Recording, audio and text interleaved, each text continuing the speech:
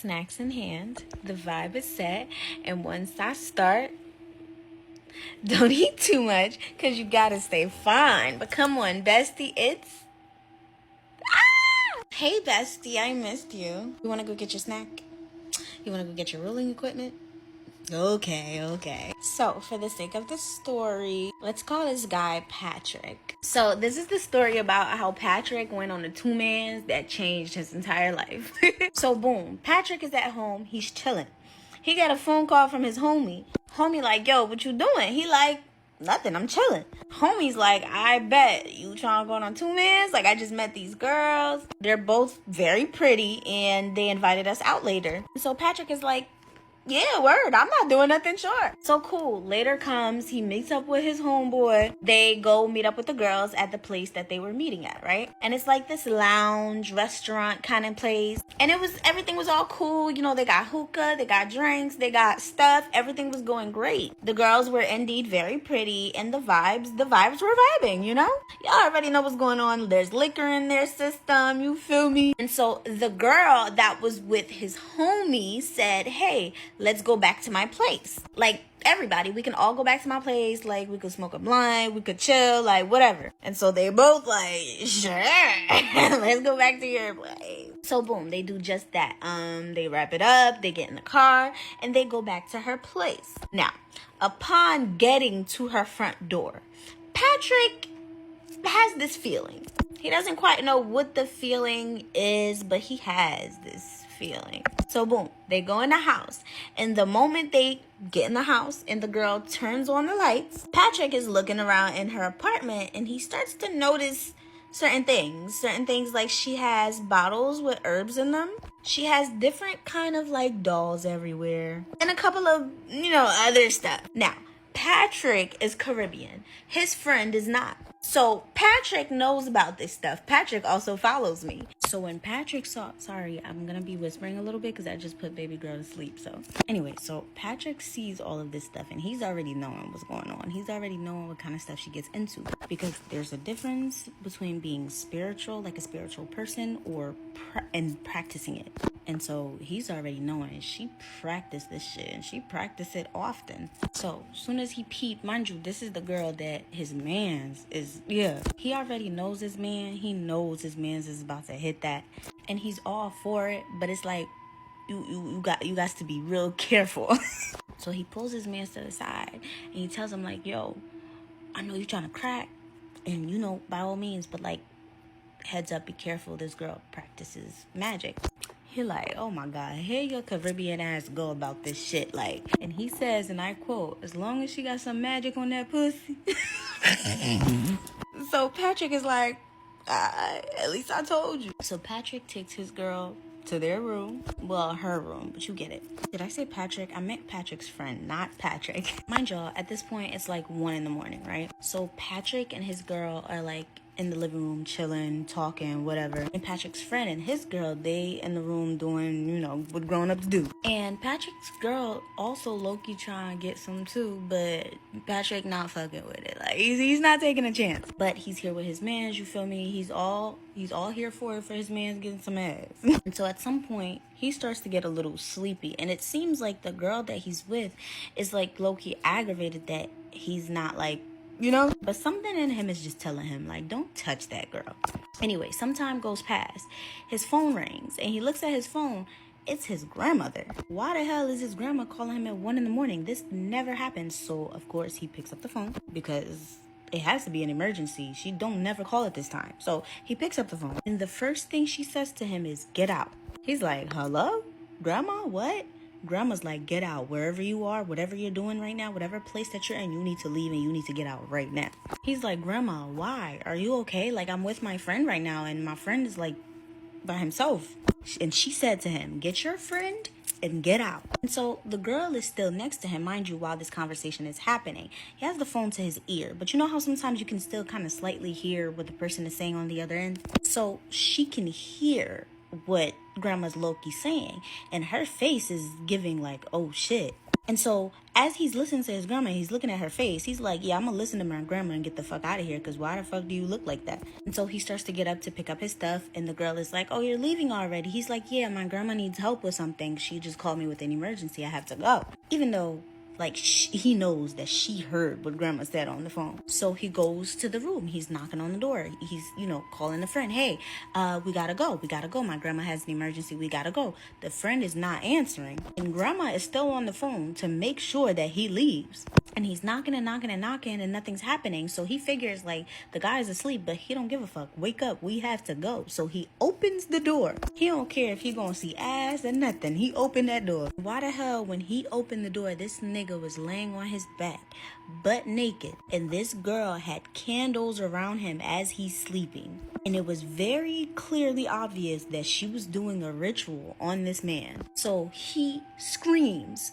Did we give his man's a name? Let's call him John. He screams, John, wake up! John wakes up. John sees what's going on. John is like, what the fuck is happening? But the crazy thing is, even while that's happening, she still didn't stop. She's still doing the prayers. She's still doing her thing. And so Patrick says to John, Grandma said we need to go. John, waking up to all of this, he's like, yeah, you know what? I agree. He didn't even try to put his clothes back on. He just grabbed his boxers. He grabbed his clothes and he ran out the door, and he put his boxers on his way out the door. And both of them literally ran out the door, ran to the car, and went home. Grandma is still on the phone, mind you. And so grandma told them the next day they have to go to her house and see her. And that's exactly what they did. So they went the next day. They went to grandma's house. Grandma looked at them. Grandma did what she had to do. Grandma said Patrick was fine because he never slept with the other girl. However, John, for the next year or so, according to Patrick, he had to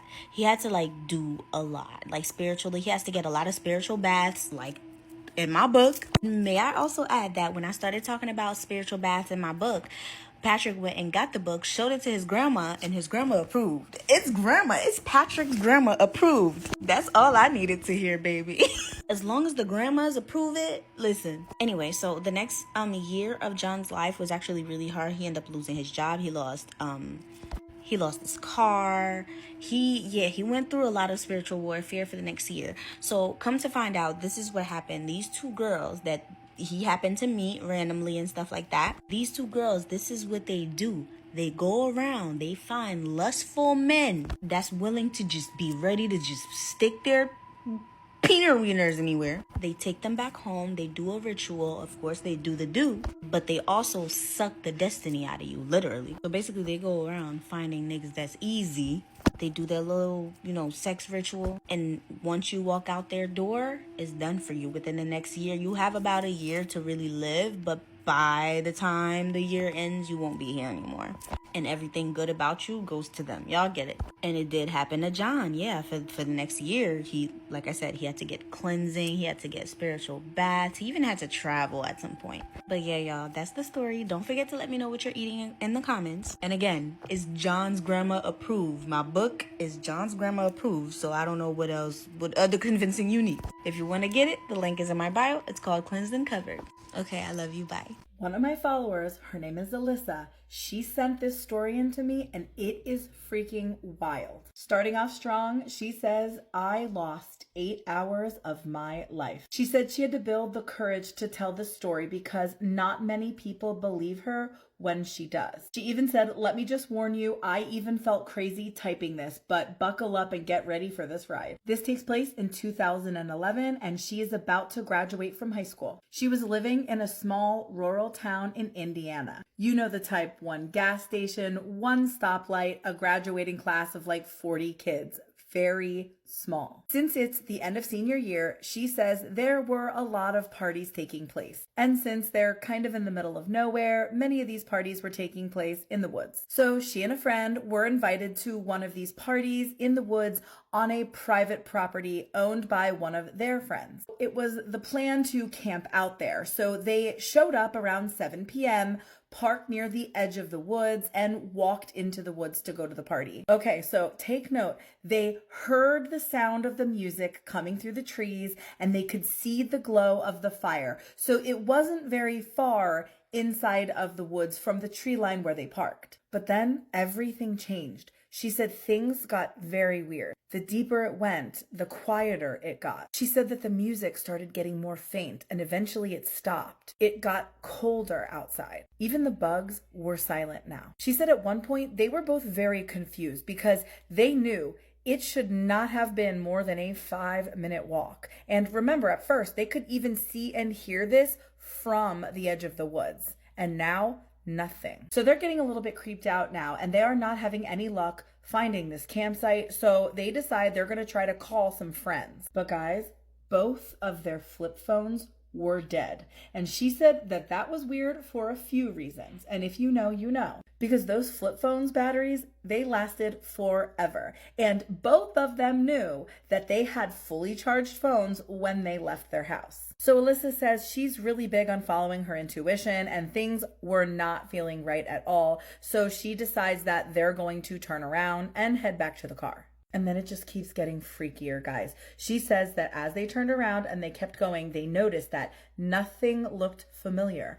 The literal pathway that they came in on was not there anymore. She says even the woods felt different, even though they knew the area well. And then they started hearing something coming from up behind them, almost like footsteps. So along with the footsteps is the sound of rustling. And Alyssa said that her friend even said she saw a tall, dark figure standing in the trees. And while she didn't see it herself, they both started to hustle out of there. Okay, guys, listen to this. So they did eventually make it out of the woods, but their car was parked on the opposite side of the freaking road. It was even facing the wrong direction. And she says that should have been impossible. They were kind of chalking it up to maybe a friend was playing tricks on them, but they weren't sticking around to find out. They got in that car. And it just keeps getting stranger. So at first, the car wouldn't freaking start. They kept trying, and it would not budge. And then eventually it did turn over, but they noticed that the dashboard clock wasn't working. Like, what is freaking going on here? They were like, I had no idea what time it was. The freaking air conditioner wasn't working. It was so weird because it was like everything about the car wasn't working, but it still started. And they're nervous it's gonna die. So they took off and they are heading home now. So to lighten the mood a little bit, she tried to turn the radio on while they were headed home, and that didn't even work. She said it did not work at all. There was nothing, no static, just silence. And they were teenage girls. They don't know how cars are supposed to work. So as they drive home in silence, they start to both notice that nothing is looking familiar. She said, just as a refresher too, this was a small town. They knew everybody and they knew every road. This was extremely weird that they had no idea where they were. And then when they approached a graveyard that they knew was not supposed to be there, they knew something was very, very wrong. She said that they had to pull over into a church parking lot across the way because the friend that was driving needed a minute. She was freaking out, like uncontrollably inconsolable. Alyssa said she was fine to switch driving with her. But at first they did get out to kind of take a breath of fresh air and try to rationalize this. And as they were kind of milling around in that area, they saw a shadow dart in front of them. She said, we couldn't tell what it was and we didn't care. Something unexplainable was happening to us. It was wrong and they just wanted to get the heck out of there. She said even as they drove away, they saw a shadow figure of a man-shaped being standing there in the headlights as they drove past it on the road. So they sped out of there and they are driving fast down the road, continuing on. Nothing is looking familiar. No houses. There were just trees and fields, not even any road signs. She said there was just nothing to gather their bearings with or to sort of mark in their minds for where they might be, except for when they approached the same freaking graveyard. They said they were continuously going in that same direction. They never turned around, but it was like they looped back to this. Alyssa said she literally felt like she was dreaming and her friend was in hysterics and she needed to make a decision. She said something inside of her told her not to pass the graveyard again. She said she doesn't know why or what, but she just had this inner knowing. She said, but it was so urgent that she slammed on her brakes and she did a U-turn and she just went the opposite direction. She said she wasn't sure that if going the opposite direction would still bring her back to the same graveyard, but she could not stop thinking about like being stuck in a time loop forever. It just kept going over and over in her head. She was just trying to keep cool and get the heck out of that situation. She says that after a few minutes of erratic and damn near uncontrollable driving, they eventually did start seeing signs again. They started being able to hear the sounds of outside again from outside the window, and then the radio started working again. She said the overall vibe felt so much better, and then eventually they came up to the woods where that initial party was at again. But this time, she said they did see friends' cars parked in the field across the street. Thinking back, they were pretty naive teenagers at the time because they decided they're gonna park, get out, and go see if they can find their friends. So after a very short walk, they did find the campsite. But what they found was very unusual. She said that while the fire was still burning, everybody was now asleep. So they woke everybody up to tell them what happened and explain why they were so late, and also to find out why is everybody freaking sleeping already. She said, side note, that the entire experience that they had from start to finish felt like it was probably about an hour of time. But when their friends woke up and they started talking and realized what was going on, they noticed that they had been missing for 8 hours. Lost 8 hours of time. Nobody knew where they were. And she was like, how could we have been missing for that long? Like, we absolutely were not gone that long. So after having talks with their friends, they learned that one of them said that the graveyard that they were describing sounds like one that's like 20 minutes away, and it was known for disappearances. They weren't quite sure what she meant by that, but the friend did say the aunt has some stories, some lore about the area. So they all decided, we're gonna go over and stop in at this aunt's because we want to hear the story from her. So they all pile in the car and they head off to the aunt's, about a 20-minute drive. And she's thinking to herself, this has got to be like a lost cause or something. But now the friends are just as invested in this as they were. Everybody wants answers. All right, guys, listen, don't come for me. I have to do a part 2 because this is going to surpass 10 minutes and I don't want to rush this story. I film in the app and it only allows 10 minutes at a time. I will make sure that the stories stay together, and if you want to know where's part 2, it's right after this one, okay? I will post it ASAP. Thank you in advance for understanding. All right, y'all, this is part 2 of She Lost 8 Hours of Her Life. I know everybody hates when there's parts, but I had no choice. I only have 10 minutes when filming in the app, and it was just going to go too long, and I didn't want to shorten it for you. So stop yourself here if this is the first you're seeing, and go right back to the video right before this, catch part 1, and then come back to this. A little bit of a recap. Since they were back at the site, they had stayed up till morning, and then they all jumped in the car because they wanted to go hear that lore from the one friend's aunt. And she did mention something I didn't say in the first story. She thought to herself that this probably couldn't be the same graveyard as the one that they experienced the night before, but they were about to find out. So they all drive to the aunt's house first, and Alyssa says that it was a beautiful farmhouse and she was so warm and welcoming. She said that she was surprised to see everybody there. Obviously, she wasn't expecting them, but she did welcome them in and even made them lunch, as Alyssa and her friend told her every single detail of the story from the events the night before. She said at first she expected the aunt to kind of laugh it off, but as they were telling the story, she said she had a very serious and worrisome look on her face. So after Alyssa and her friend were finished telling their story, the aunt told them hers, and she said they were not ready. She explained an old tale that she had been told since she was a kid. It's kind of hard to trace back the exact details and proof of parts of the story, but one thing was traceable, and it was missing people. So the aunt tells this story about 2 teens that had lived about 30 minutes away from the area where they were now. This takes place back in the 60s, and it was prom night, and this teenage couple had gone to prom, and then they wanted to sort of prolong the evening. So they ended up going for a drive, and eventually it was nearing the girls' curfew, so the gentleman decided it was time to turn around and go ahead and take her back home. But as they drove, everything started to change, just like with Alyssa and her friend. The scenery changed, everything felt different, the road signs were no longer there, and everything went too silent. And then the couple, they came upon that very same graveyard. Everything was lining up just like what they had experienced, except instead of leaving right away, they kind of got out and decided to check it out and kind of try to figure out where they were. So the story ends with their vehicle being found at that church parking lot right across from that graveyard, and it was abandoned and they were never found. People found the car with their doors still wide open, and it was said that they must have stumbled upon some dark energy that night at the graveyard. And nobody knows how they got to that gravesite, which was 30 minutes from their hometown.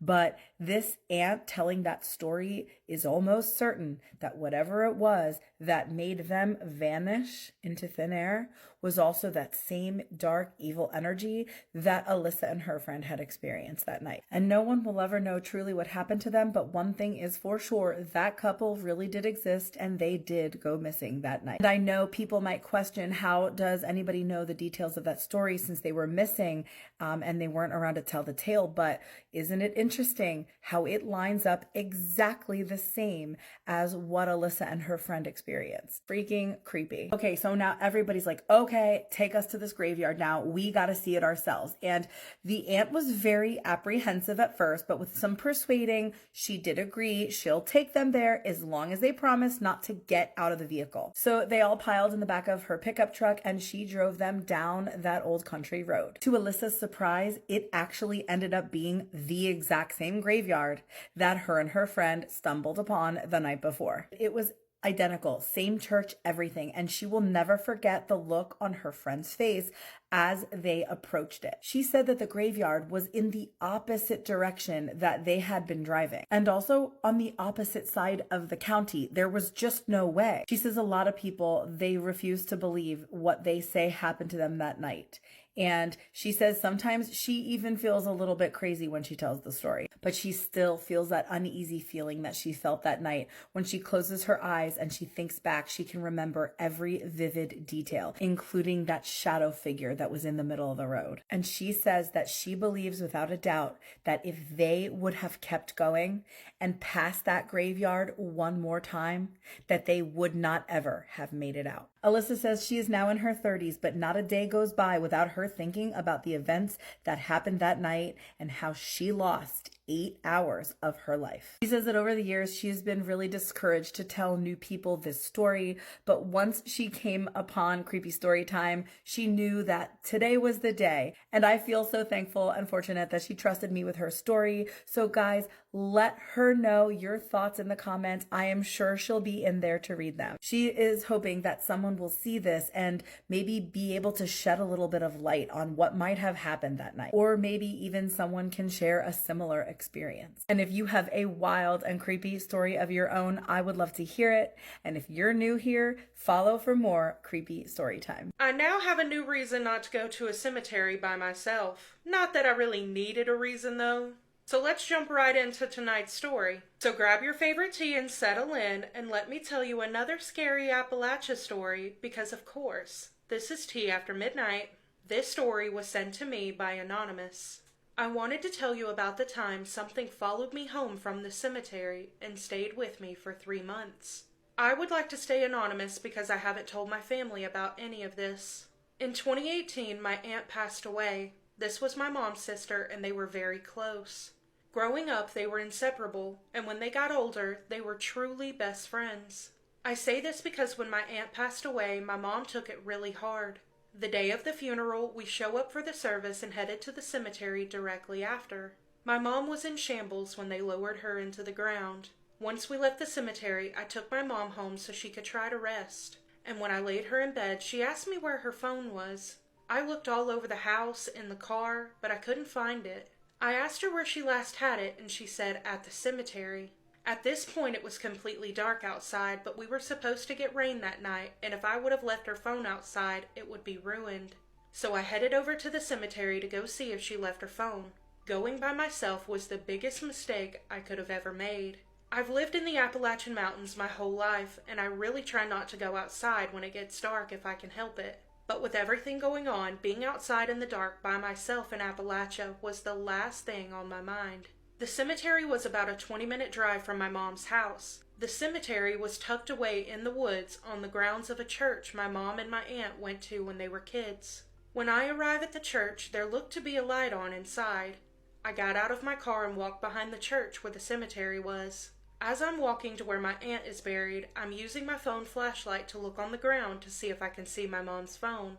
Once I get to my aunt's grave, I did find my mom's phone. I pick it up and start heading back to the car, and when I get back to the front of the church, the front door of the church was open, but the light was off. I was not about to walk into that church by myself. That wasn't until I heard my name called from inside the church. The voice sounded familiar, and so I thought maybe it was the pastor wondering what I was doing out there so late. I start walking towards the front door of the church, and as I'm walking up the steps, I heard my name again from inside. I shine my flashlight inside and step past the open door, but there was no one in there. This was a very small church with no rooms. There were just pews and the podium. This really freaked me out, so I turned around and ran back to my car. Before I opened my car door, I heard my name called again, but this time it was from the woods. I jumped in my car and floored it out of there. I finally made it back to the main road when it starts raining. This was not a light drizzle. The rain was so heavy. I could barely see the road, but after what just happened back at the church, I didn't want to pull over. I slowed down and kept driving, but out of nowhere, it looked like there was something in the road, but I didn't have time to stop, and I hit whatever was in the road. Once I come to a complete stop, I open my door to look in front of the car, but there was nothing in front or behind my car. With the rain pouring down, I walked to the front of my car, but there was no damage to my car. But from how it felt inside when I hit whatever I did, I thought my car would be totaled, but there was not a scratch on it. I looked all around and there was no sign of anything. I got back in my car and drove back to my mom's house. I went inside and my mom was asleep, so I plugged in her phone and went to dry off. Since it was so late, I decided to stay at my mom's house that night. I really didn't want to go back outside in the dark by myself, so I ended up sleeping on the couch that night, if you could call it sleep. In the morning, I went to my mom's room to tell her I was going to head back to my house. She was still asleep, so I texted her phone and told her I would be coming back later to check on her. I drove back to my house, and when I walked in, it felt unusually cold. It was chilly outside and the heat was on inside, but it felt really cold. Luckily, I had a few space heaters in the closet, so I took them out and plugged them in. One of the heaters was really old, and it would glow orange when it was turned on. It was working for a few hours, but then it started to get really bright and really dim on and off for a few minutes. I unplugged it because I just figured it wasn't working anymore. I had this heater in my bedroom because I ended up spending most of the day in there anyway. It was the middle of the day, but I decided to take a nap considering I didn't sleep well the night before. While I'm laying down getting comfortable, I heard a buzzing noise coming from behind me. I roll over and see the heater was completely unplugged and it was glowing orange. It was doing the same thing it did earlier, getting really bright and really dim on and off for a few minutes when it completely stopped. I was terrified to get out of bed because I didn't know why it was doing that. I eventually got up and took the heater outside and sat it on the grass behind my house. I just didn't want it inside if something was going on with it. Fast forward a few days, I was leaving the house for work one morning and it was still dark outside. I was walking to my car and I heard a faint buzzing noise coming from behind the house. I walked behind the house and the heater was sitting on the grass completely unplugged and has been for a few days, but it was glowing orange again. I thought I was starting to lose my mind. I grabbed the heater and took it to a local scrapyard. I'm friends with the owner's son, so I called him to see if I could drop by so they could dispose of the heater. Luckily, he was there that early in the morning, and he told me to bring it by. I told him it kept going on and off when it wasn't plugged in, and it hadn't been plugged in for a few days. He said not to worry, he would get rid of it for me. I thanked him and headed to work. I had a really busy day that day and ended up staying late at work because I had a lot of things to catch up on with me being out for my aunt's funeral. I was the only one in the building for about an hour when I heard a knock coming from the front door of the building. I thought maybe it was one of my coworkers who had left something, so I went to the door, but couldn't see anyone standing there. It was a glass door, and again, I was by myself and I didn't feel comfortable opening the door, not knowing who was on the other side. I turned around and started heading back to my desk when I heard 3 knocks on the glass door. But when I turned around, there was no one there. I was so scared I left and went home. A few nights later, I was at home cooking before my boyfriend came over. I was in the kitchen filling a pot with water when on the window above my kitchen sink, I hear 3 taps. They weren't knocks, they were taps. I have curtains on that window, but I was not about to look outside. I called my boyfriend to see where he was, and he said he was about 5 minutes away. When he got there, I told him about the taps and he went outside to look to make sure there was nothing out there, and of course, there wasn't anything out there. For the next several weeks, I would hear knocks or taps on various windows and doors at my house. But one night, my boyfriend had just left to go back home, which for him was about an hour drive. He had been gone for about 10 minutes when I went to go lay down for the night. I crawled into bed and turned on the TV to watch something to help me fall asleep. As soon as I turned on the TV, I heard tapping coming from inside my closet. I truly cannot describe the fear I felt hearing that. I turned the TV off and sat there for a few seconds until I heard my name being whispered from inside the closet, in the same voice that I heard a few months earlier at the church. I jumped up and grabbed my phone and ran into the living room where I called my boyfriend and told him to come back. I grabbed my keys and sat in my car until he got back. I was crying telling him what I had just heard, but also told him about the other things that have happened over the few months since my aunt passed away. He was genuinely concerned and told me to come stay with him that night. We went back to his house and talked about what I should do next. He ended up moving in with me so I would feel safer, and we also had my house blessed. Ever since he moved in, there has not been a single encounter. My boyfriend at the time is now my husband, and I'm so thankful he moved in with me back then because I don't know if I could have stayed in that house one more night by myself. But I will never forget hearing my name being called like that. I really don't know what it was, but I truly believe something followed me home from the cemetery that day. There's obviously a lot to unpack here, but the positive side of me wants to believe that the aunt was trying to contact her from the other side. But it's saying her name at the church and then a few months later whispering her name from inside the closet, that just seems a little bit too far-fetched to be positive to me. You guys let me know in the comments what you think this could be because I'm leaning towards mimic but also ghost. I'm not really sure. So you let me know in the comments what you think this could be. But I do want to say I'm so thankful that it stopped happening because that is so creepy. But that does conclude this episode of Tea After Midnight. If you have any personal scary stories you want to share, I would love to read them, and they do not have to be about the Appalachian Mountains. You can email me at the email on the screen or the email in the caption of this video. But as always, you guys, I hope you have the best night. Thank you so much for watching. I love you, and I'll catch you in the next one. Bye! What is the creepiest or weirdest thing you've ever seen in a small town? Please stay till the end because the last story is the craziest. I was working on location. Cast and crew stopped in a small town about an hour outside of Dublin for dinner and a beer. The only place that was open was a bar with a chalkboard sign advertising bar food. We walked through the door and it was pretty busy. Lots of people in there chatting away to each other.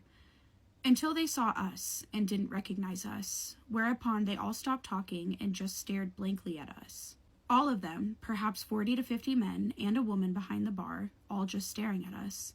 The director asked if they had a table for us for dinner, and the barmaid, who was holding a plate of steaming some sort of meat and chips, said they didn't sell food. As we left, bemused, 3 of them came to the door to make sure we drove on. We drove on, quickly. I moved from right near Philadelphia to Georgia, and I worked at a catering facility that had a lot of work scattered throughout the state. My first week there, we went to a small town book club for women who were all at least 90 years old and seemed to think the South won the Civil War. And there were 2 black servants who lived in a small house out back and gardened, cooked, and waited on the women without being allowed to speak to them. On the way home, we drove by a creepy lake with adults, all in white, old-fashioned looking clothes, dunking a woman into the water and speaking in tongues. Very creepy baptism. The guy running the event grew up in Philadelphia and said he purposely brought me to this event because he knew it would terrify me. Oh hell no, that sounds like the movie Get Out. Creepiest thing I've ever seen. When I first started working in music, I was on my first tour and driving from Phoenix, Arizona to Austin, Texas. We drove straight there. The scary part about driving through Texas from Arizona is that once you hit El Paso, you are in the middle of nowhere for hours. Well, we got off the I-10 to the 230 and went through a real small town. There were absolutely no cars, nothing was open, and no signs of life. We drove for about 15 minutes through there and didn't see a single car driving nor parked. In a couple of stores, there were lights on here and there, but they were dimly lit. The creepiest thing was a sign that said, Happy Homecoming 2005, on a storefront window, but it was actually 2008. We stayed in Austin for a few days and drove the same roads back to Phoenix. On the way back, we drove through the town around noon on a Friday, and the town was busy as shit, with hundreds of people just walking around like it was a carnival. Most uncomfortable feeling ever. That kind of sounds like House of Wax. Our coroner was replaced because he decided to drive around town with one of the corpses he was supposed to be autopsying in the front seat of his car. Just sat her down and took her for a ride. In the small town I was living in Western Ireland, there was a murder when I lived there. Also, the guy who did it lived on my street. A few days before he was arrested for it, I walked past him. I said hello, and he nodded back. Definitely saw some guilt in his eyes. Very creepy looking back on it. We were on a road trip that started in Wisconsin, and the end goal was to end up in the Canadian Rockies. We started out west with the goal to get to Montana, then head north about where Calgary is, then continue a bit west. We had done lots of camping in the South Dakota, Wyoming, and Colorado areas, and were used to seeing and stopping in small rural cowboy towns, as we like to call them. Well, nothing quite prepared us for our stop in Montana. We assumed Montana would be like Wyoming, few big cities, but mostly small rural ones, and lots of land with nothing in between. We had often stopped in smaller towns since they usually have KOA campgrounds that we can stop in for the night for cheap, then keep going early the next morning. It was getting to be about the time to stop for the night, and we were a bit west of Billings, about to start head north near Glacier National Park, where we wanted to do a little visiting before crossing into Canada. We found a small town. I can't remember the name of it now because we didn't end up staying long, but the population sign said about 200-ish. Can't remember the exact number. And we saw a campground, a hotel, one gas station, and one restaurant.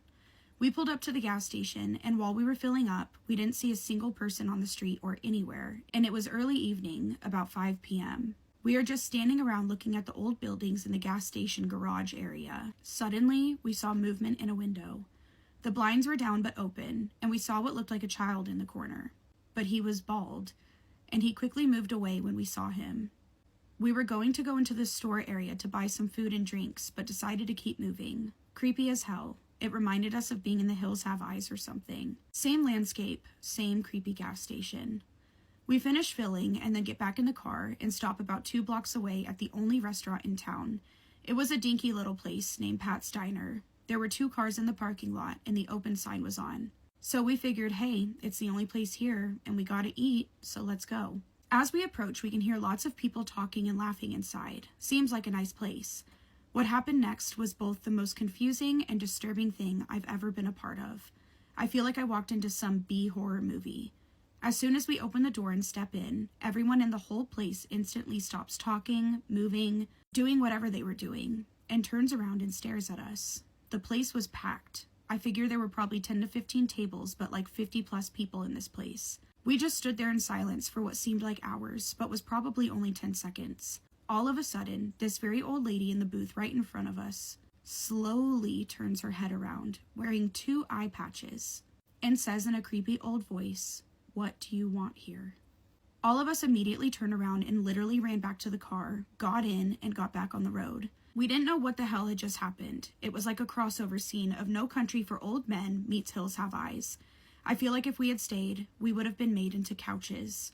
We didn't stop until we got out of Montana and into Canada, where we saw all the bears and mountains for days. Great trip, but fucking scary moment that I still can't wrap my head around. There's a graveyard near where I live, and there's this tombstone in it. It's the tombstone of some guy named Buck, who I think was a judge during the witch hunts. One woman he sentenced to burning told Buck that she would curse his life. And when she was burning, her foot fell out of the fire and rolled at Buck. Now it's said the mark on his tomb is her foot cursing his grave. And even though they wash it off every few years, it comes back. So I worked night shift last night, right? I was working with 2 nurses. We all got on the topic of paranormal because I started to tell them about my experiences, my gift, and my TikTok. And so while I'm telling them about this, my coworker, who is a nurse, was like, I actually have a crazy story myself. So we're tuned in, and she's telling us about how when she was a sophomore in high school, she said that her and her softball teammates all went to a friend's house. And when they went to this friend's house, they were chilling, they were talking. And next thing you know, she's like, "Do y'all want to play with this Ouija board?" Went to the basement, got the Ouija board. She didn't want any parts of it. and the mother was present when they were playing with the Ouija board.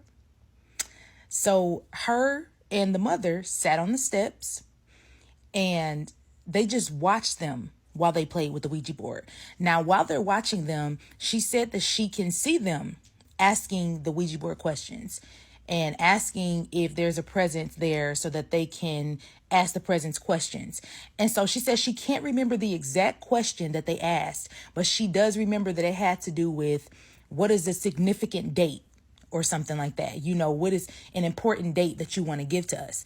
And the Ouija board said May 10th. 2 days later, the mother passed away May 10th in a fatal car accident. That threw me. That really, that's crazy. And I can only imagine how that young woman must have felt when that happened to her mom. And because if a date was thrown out at me like that, and then that happened to my mom, I would just be wondering, like, what the heck? The 5 pilchards. Fishing nets hung loose from the ceiling. Pictures of old ships covered the walls. Low wooden beams and large, sturdy tables painted a picture of stout little Cornish fishermen. I rested my aching feet. The amber-coloured beer of a peculiar name was sweet nectar to my parched mouth. A packet of cheese and onion crisps quelled the hunger pains from walking the coastal path for 3 hours. A cluster of men sat around the bar. They spoke of tales of old in voices that swept through the small enclosed space, into coves and around tight corners. I nonchalantly stared around the pub, interested in the various ornaments and fishing paraphernalia. I fixed my stare upon 2 figureheads, both of women.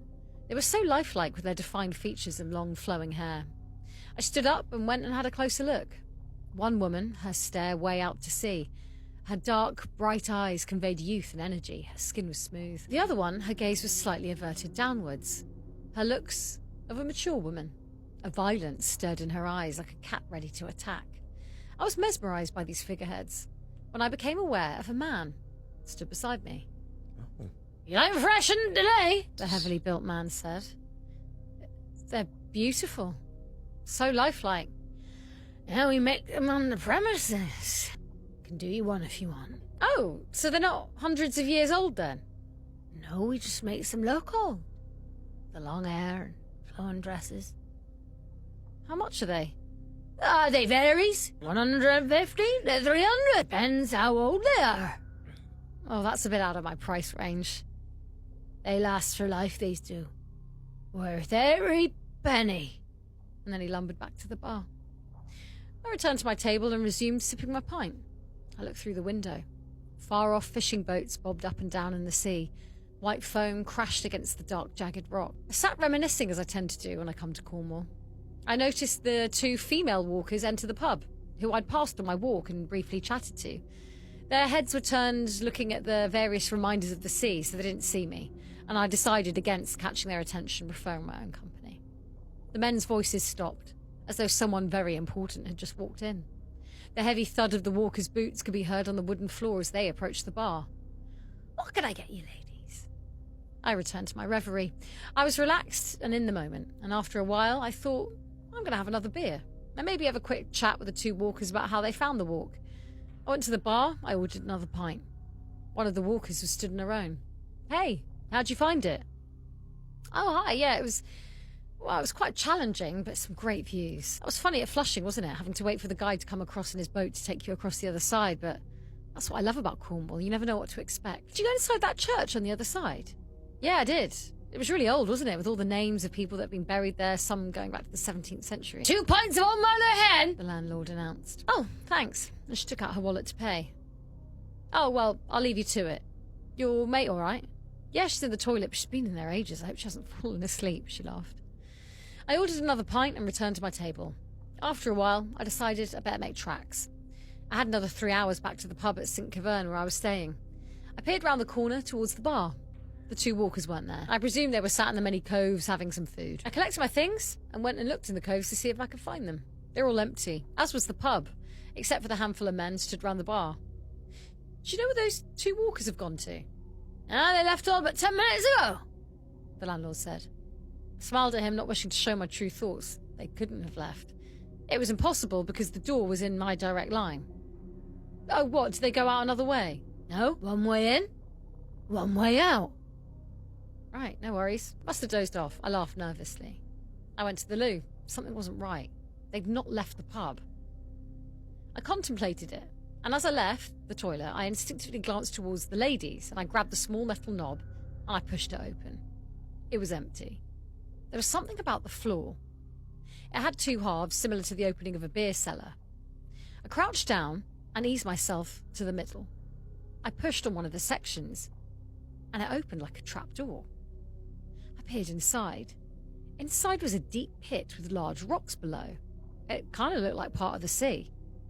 I climbed down very slowly, having to jump the remaining few feet and landing heavily on the rock, and I looked around. It was the inside of a cave, with passages sprouting off. The trapdoor was pulled shut, and it went completely dark. I pulled up my phone and turned it on. I walked down one of the passages, which eventually took me to another cave, which was much larger. The cave was illuminated by light from the lanterns. Ahead of me, I could hear voices and the sound of wood being cut.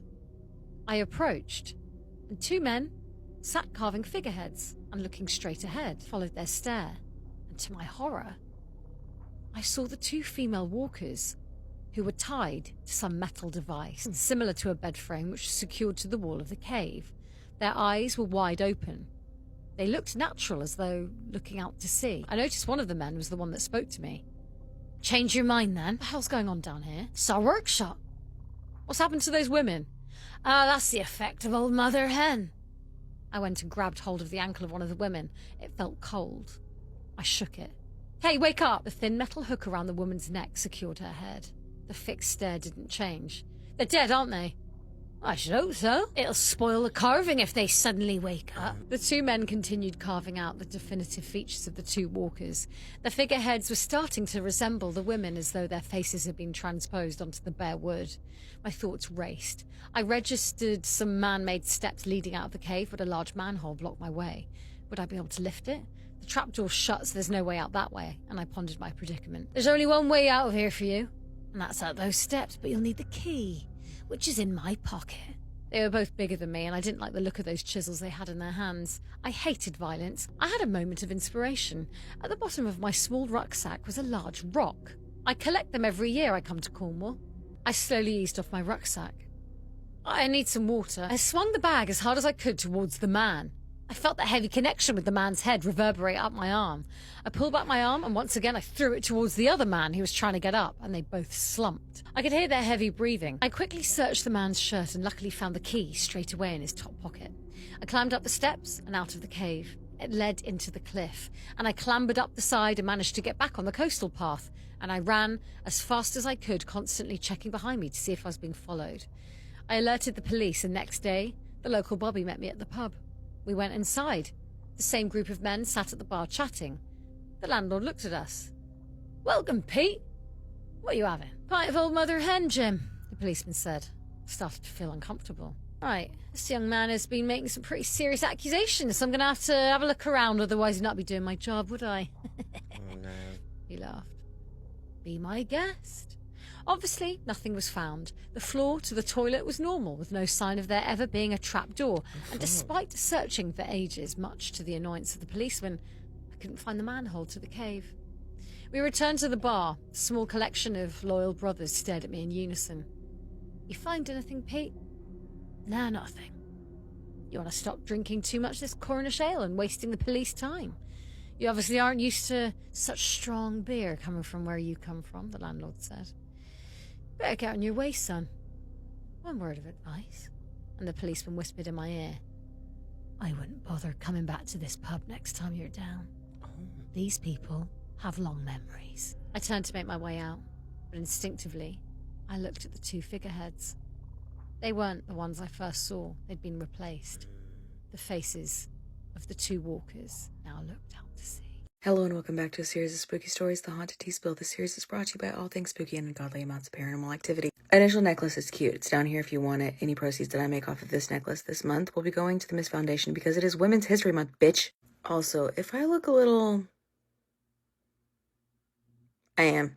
Now into the story. Almost 2 years ago, I moved into a new house. I wasn't able to tour it myself ahead of time, but one of my new roommates did and said that everything looked good. I can already tell you that this is why I don't trust people. If you want something done right, do it yourself. So we signed the lease, and I had about 2 weeks that my old lease and new one overlapped, so I decided I'd bring my things over to the new house once or twice a day. The first time I walked into the house, I burst into tears. What a good omen. I had no idea why I did that and just assumed that I was more stressed about my job than I initially thought I was. 2 weeks later, I had officially moved in and I was just hanging up clothes in my closet. Out of the corner of my eye, I see something hit some of my empty hangers. I could literally see the blow to them. It was so hard some fell out of my closet and all of the clothes on the shelf above started falling out. At that point, I still didn't think that anything was really happening and came up with some reasonable explanation as to why this happened. Denial is not just a river in Egypt. I also started feeling really anxious and nauseated whenever I'd use the bathroom in our basement, but again, ignored it. I would ignore going to the bathroom there, or maybe going home. My roommate later said that she had the same issue, but we weren't close at the time, so we didn't communicate this to each other. The next weekend comes and my roommate said that she would be gone Friday to Sunday. It was Saturday night and I had the house to myself. I was sitting in my bedroom with my dog watching TV and I heard my front door open, close, and someone walk up the steps. What the fuck? My dog heard this too, so we went to see why my roommate was back from her trip early and if everything was okay. See, that's what's funny. Y'all assume that that's who it is. I immediately assume that someone is breaking in my fucking house. She wasn't there. It threw my dog off too. I checked the whole house and no one was there. So I ran back to my room and didn't leave until the next day. Nothing happened for a few more days, so I assumed that everything was fine. Well, I woke up one morning with 3 scratches down my arm. I actually have a picture. I'm telling you right now that these folks are going to say that they want to see the picture in the comments. You already know that they are. There's nothing by my arms that could do that, as my dog always sleeps at my feet and I'm very particular about the tags on my blankets not touching me. I told one of my friends who has practiced witchcraft for most of her life about all this and she thought I was just being silly. Your witchy bitch friend told you all of this and she just thought you were being silly? Are you sure that she actually practiced witchcraft? That doesn't really sound like someone who does that would say, you know? She came over the next weekend and said as soon as she walked in that she felt something was off. Probably whatever made me cry when I first came in the door. She left for a few hours and then was going to come back in the evening to figure out what was happening. I called her and I remember saying to her, I want whatever that is in this house out now. And as soon as I said that, I heard a crash. This house ain't big enough for the both of us. I went out to see what happened and the chain of one of the fans had ripped out and was thrown across the room. My friend immediately comes over after hearing this. She went to the basement where all the bedrooms and the weird bathroom is and said that this is where she felt a lot of bad energy. So she sat down with a pendulum and started to ask yes or no questions to whatever entity was there. The last question she would ask is if it could live peacefully with all of us here. It said no. Well, we knew that was coming. So she starts cleaning the house and the incense keeps going out, but we kept relighting it and cleansing anyway. Once that's done, there's a notable shift in the energy, but she said that she could do something that makes the veil harder for this entity to cross. We put my dog upstairs with my roommate, and as soon as she starts the spell, his bark collar, it just beeps and vibrates, no shock, starts going off on its own. My roommate even said that he didn't make any sound or do anything to set it off. Then he starts barking. As soon as my friend lights the last candle to complete her spell, my dog's collar stops beeping and he stops barking. Activity slowed down a lot since then. My roommate said that she did hear something in my closet knocking on the wall at her. My closet lines up with where the head of her bed is. She initially thought that my dog was maybe in there doing something and went to check, but no one was there. Occasionally we'll still hear knocks or scratches on the walls, but nothing more than that. I've now been in the house for nearly 2 years and things are a lot more calm, but I still cleanse my house and salt the entrances every full moon just to keep whatever entity lives here at bay. Man, as soon as that bitch would have said no, get me out right now. Rated on a scale of 1 to 10, 1 being the least scary, creepy, spooky, 10 being the most. If you have a story of your own that you want to submit, you can do so on the link tree in my profile. I will see y'all at the next episode.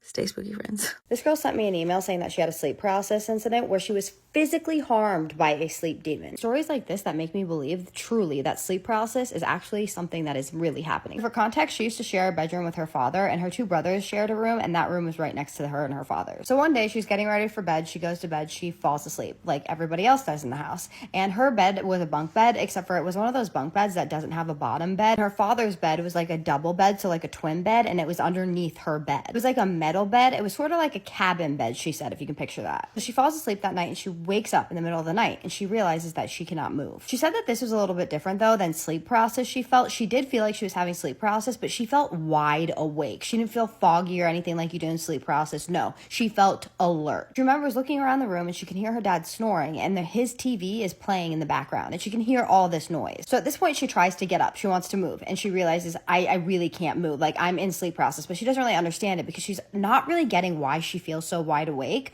So she's just laying there. She's staring at the wall and she's staring at her bed rail. And then she hears this noise and it's like this creaking noise. And then she moves her eyes over to the door and she realizes that her door is slowly opening. And suddenly she sees this woman walk into her room, and this woman is like shaking like this. She said that the woman looked terrifying. The woman was incredibly tall, like as tall as her bed, and her bed was really high off of the ground. And she also had really long black hair. She said that her hair was covering her face, but it wasn't fully covering her face. She could still see one of her eyes and she could see her teeth. And she said that she had so many teeth. She said that she had this very white, dirty dress on and that her skin was incredibly pale. She's just standing there watching her as this woman is just shaking and walking like closer and closer and closer to her bed as she's just shaking. She then sees her slowly climb up the ladder. She's now so close to her. She's like right at her feet. She said at this point that she was so terrified that her heart was pounding so hard that it was literally hurting her chest. She felt her breathing speed up, but she couldn't do anything. She was just stuck there staring at this woman at the end of her bed by her feet. So the woman is just at her feet staring at her with her one eye, and she just picks up her foot like this, picks up her entire leg actually, and she bites down on her foot. And she bit hard. And after she bites her foot, she lets go and she looks directly at Mimi, makes eye contact with her, and just starts smiling. And there's like blood coming out of Mimi's foot. At this point, Mimi is just crying and she wants to scream for her dad, but she can't scream for her dad because she can't move her entire body, let alone speak. She said at some point she must have drifted off and fell asleep, or something must have happened where the woman went away. She doesn't really remember what happened, but she does remember that eventually the woman went away. The next morning she gets up and she's rattled, right? But she thinks that this is sleep paralysis. Well, just out of kind of instinct, she picks up her foot and she looks at it, and there's a bite mark on her foot, right where she bit her. She said that it wasn't bleeding or anything, but it was a visible bite mark. So she tells her dad immediately because she's absolutely terrified, but her dad is not listening to her at all. And as she's telling her dad this, her little brother overhears her. And her little brother tells her that night he had heard something above his bunk bed, but that he didn't think anything about it because he thought it was just his older brother that was sleeping above him. So what do you guys think about that story? See, this is what makes me think that sleep paralysis is in fact paranormal. Yes, I know it is a sleep condition. I do know that. And I know how it works, right? Because I've gotten it so many times in my life that I've done a ton of research on it. But it doesn't make sense that my email is flooded with stories that are about sleep paralysis. Something will happen to somebody in their sleep paralysis and then they will wake up and it will still be there the next day. Doors will be open, or things will be moved in their room, or there will be like marks on the wall from something that happened, like if something was thrown across the room in their sleep paralysis, and then getting bit and waking up. I know that your mind is a very powerful thing. I do know that, but that's pretty damn powerful for you to kind of visualize someone biting you and then waking up the next morning and then your body creating a bite mark. I hated how she just smiled at her afterwards. And I also hated how she was shaking. Oh my God. I also got another story that was kind of similar to this one, except for the girl wasn't hurt, but it was terrifying. I'm going to tell that one soon. It was I don't like stories about like ladies that look like they have long black hair. I have a theory that we see in our sleep paralysis, in our dreams, like even not in our dreams, like in the real life when we have paranormal experiences, that we see tall things, we see women with long black hair, and we see things that are really skinny. And I think that it's because that's not normal to our brains, and that evil knows what we don't like and what scares human beings. And so that's what it portrays to us. That's my theory, because I get so many stories of entities looking exactly the same as like other stories without those people knowing each other. Obviously, I get stories from all around the world. So it's just weird to me. But what do you guys think this was? Do you think that this was sleep paralysis? Do you think it was her mind? What do you think it was? Somebody submitted a spooky story saying, I got into a private party in Vegas, but the building disappeared the next morning. I am back with another spooky story. We're gonna call the person who submitted the story Callie. Callie said that this happened to her in Las Vegas last summer. Till this day, she can't explain it. Callie said that night she wasn't supposed to go out. Callie had flown into Vegas with 2 friends, but they ended up passing out early after they'd been walking the strip all day. Callie wasn't tired though. Something about the city had her feeling restless. So she ended up going downstairs alone. She's standing near the entrance of the hotel, just scrolling on her phone, debating on if she should call an Uber or just go back upstairs. Suddenly, this girl walks up to Callie. Callie said this girl was pretty, like effortlessly pretty. But something about her felt different. Yeah, she can't really explain it, but her energy was just intense. Anyway, the girl smiles at Callie and said, "Why are you standing here when the real party is somewhere else?" So Callie laughs a little, thinking that the girl is drunk. But the girl goes, "No, seriously, come with me. You'll have more fun." Callie said she doesn't know why, but she went. Led her inside where there was already a black SUV waiting outside, with 2 other people inside the SUV, a guy and a girl. They were laughing, music was playing, the vibe felt good. But at that point, Callie's thinking, okay, this is one of those random Vegas nights. They drove for maybe 10 to 15 minutes. Callie said she wasn't paying attention to exactly where they were going. She was just looking at the lights, talking and drinking a little bit. Eventually, they pull up to this building. It didn't look like a club from the outside. There was no sign, just plain looking spot with a door and dim light above it. But the second they walked in, it was a whole party inside. Music blasting, people dancing, lights flashing. Felt like one of those hidden exclusive parties that you only get into if you know somebody. And Callie said, "I was having a good time." She put good in all caps. That drinks just kept appearing in her hand. She was dancing with strangers, laughing, taking videos on her phone. At one point, she remembered thinking, how did I even end up here?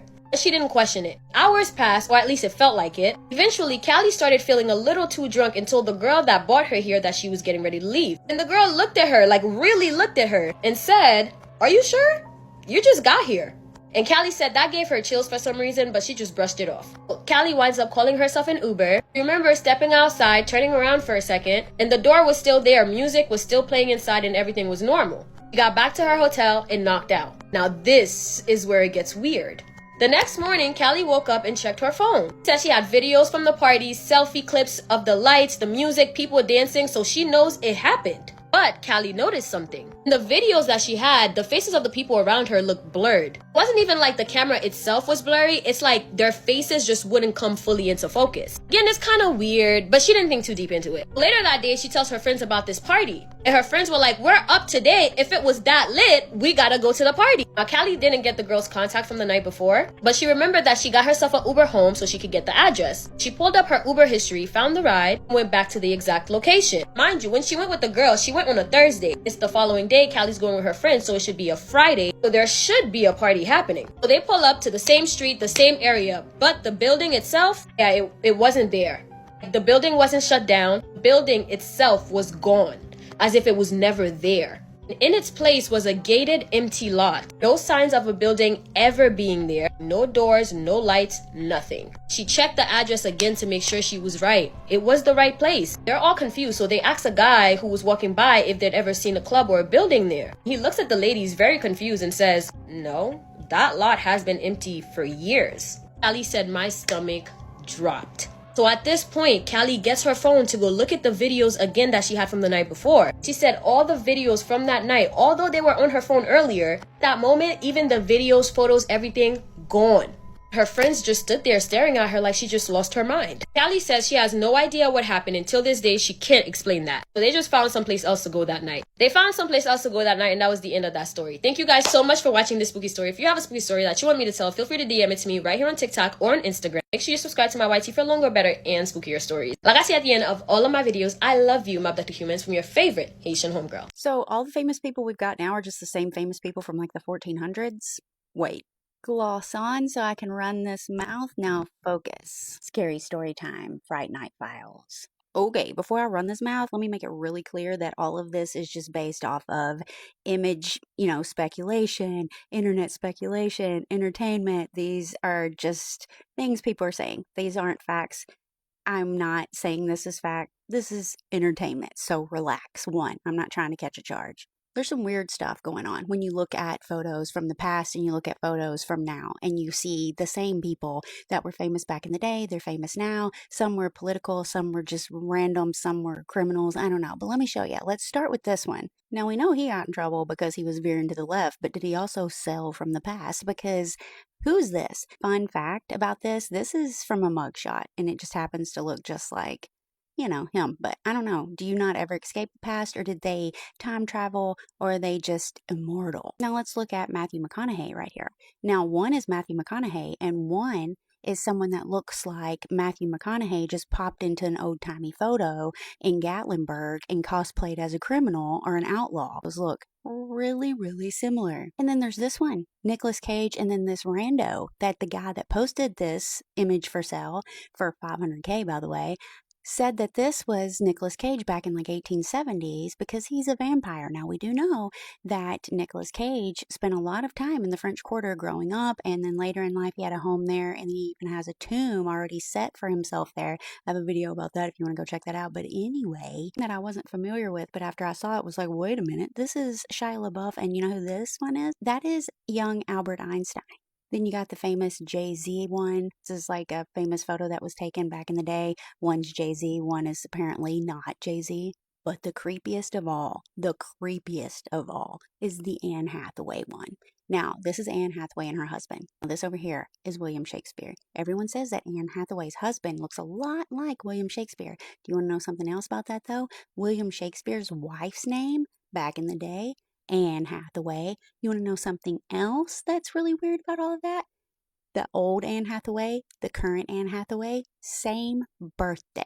Shakespeare once famously said, I'm going to read it, "Life is short to love you only once. I promise to look for you in the next life." Okay. I know a lot of people have lookalikes. You're going to have people that resemble you a lot. But the fact that these people are famous, and then they're also like famous in their own time, whoever these people were, whether they were like criminals or politicians or other actors or something. I mean, this is just a drop in the bucket. Keanu Reeves has a lookalike. Do I think that they are like cloning themselves? No, not really. Do I think that maybe it could be the same person just living the same, you know, continuous one life, being someone else? I don't know. But I mean, that's just my 2 cents, and my 2 cents isn't even worth 2 cents. So there's that. I want to know what you think, because you got to admit it's kind of weird.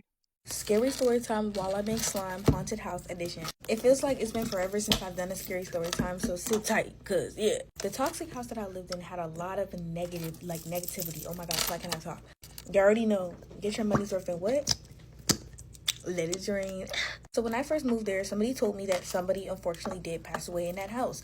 And so my ghost stars, you know, my ghost radar is going off. I'm like, okay, like, where they at? Now, the first couple of months of me being there, I did not see no nothing.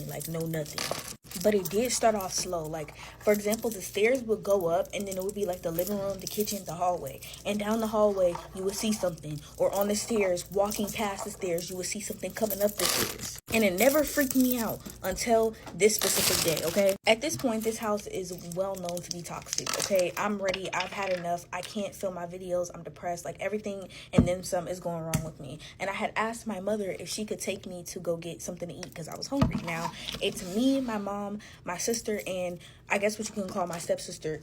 We all in the car, and we waiting on going, and I'm on my phone. I'm sitting in the front seat, and by the door of the house, I see something white and tall looking at me, but it's like I can see them, but I can't see them, if that makes sense. And so I lift my head up, I look up, and for like a split second, they're there, and then like they're gone. So I'm like, but keep in mind, seeing ghosts is like a regular occurrence for me. So I'm like, okay, whatever. Then I put my head back down. I'm looking on my phone, and I look up, and then I see something black, tall, with a hat. Like, they both had hats on, but it was black and tall. And y'all, when I tell you, my first thought was the Grim Reaper. Like, I'm thinking, what tragedy is about to happen in this household? Because we was finna leave, and so I'm thinking like the worst. Like, my anxiety is already not the best. So the first thing I'm thinking is we all about to go perish, okay? Because it was standing by, like, they were both standing by, like, the house, like, the door of the house, waiting for somebody to let them in, almost. And it gave me goosebumps when I had seen the black, when I seen the black thing, I was like, what is this, right?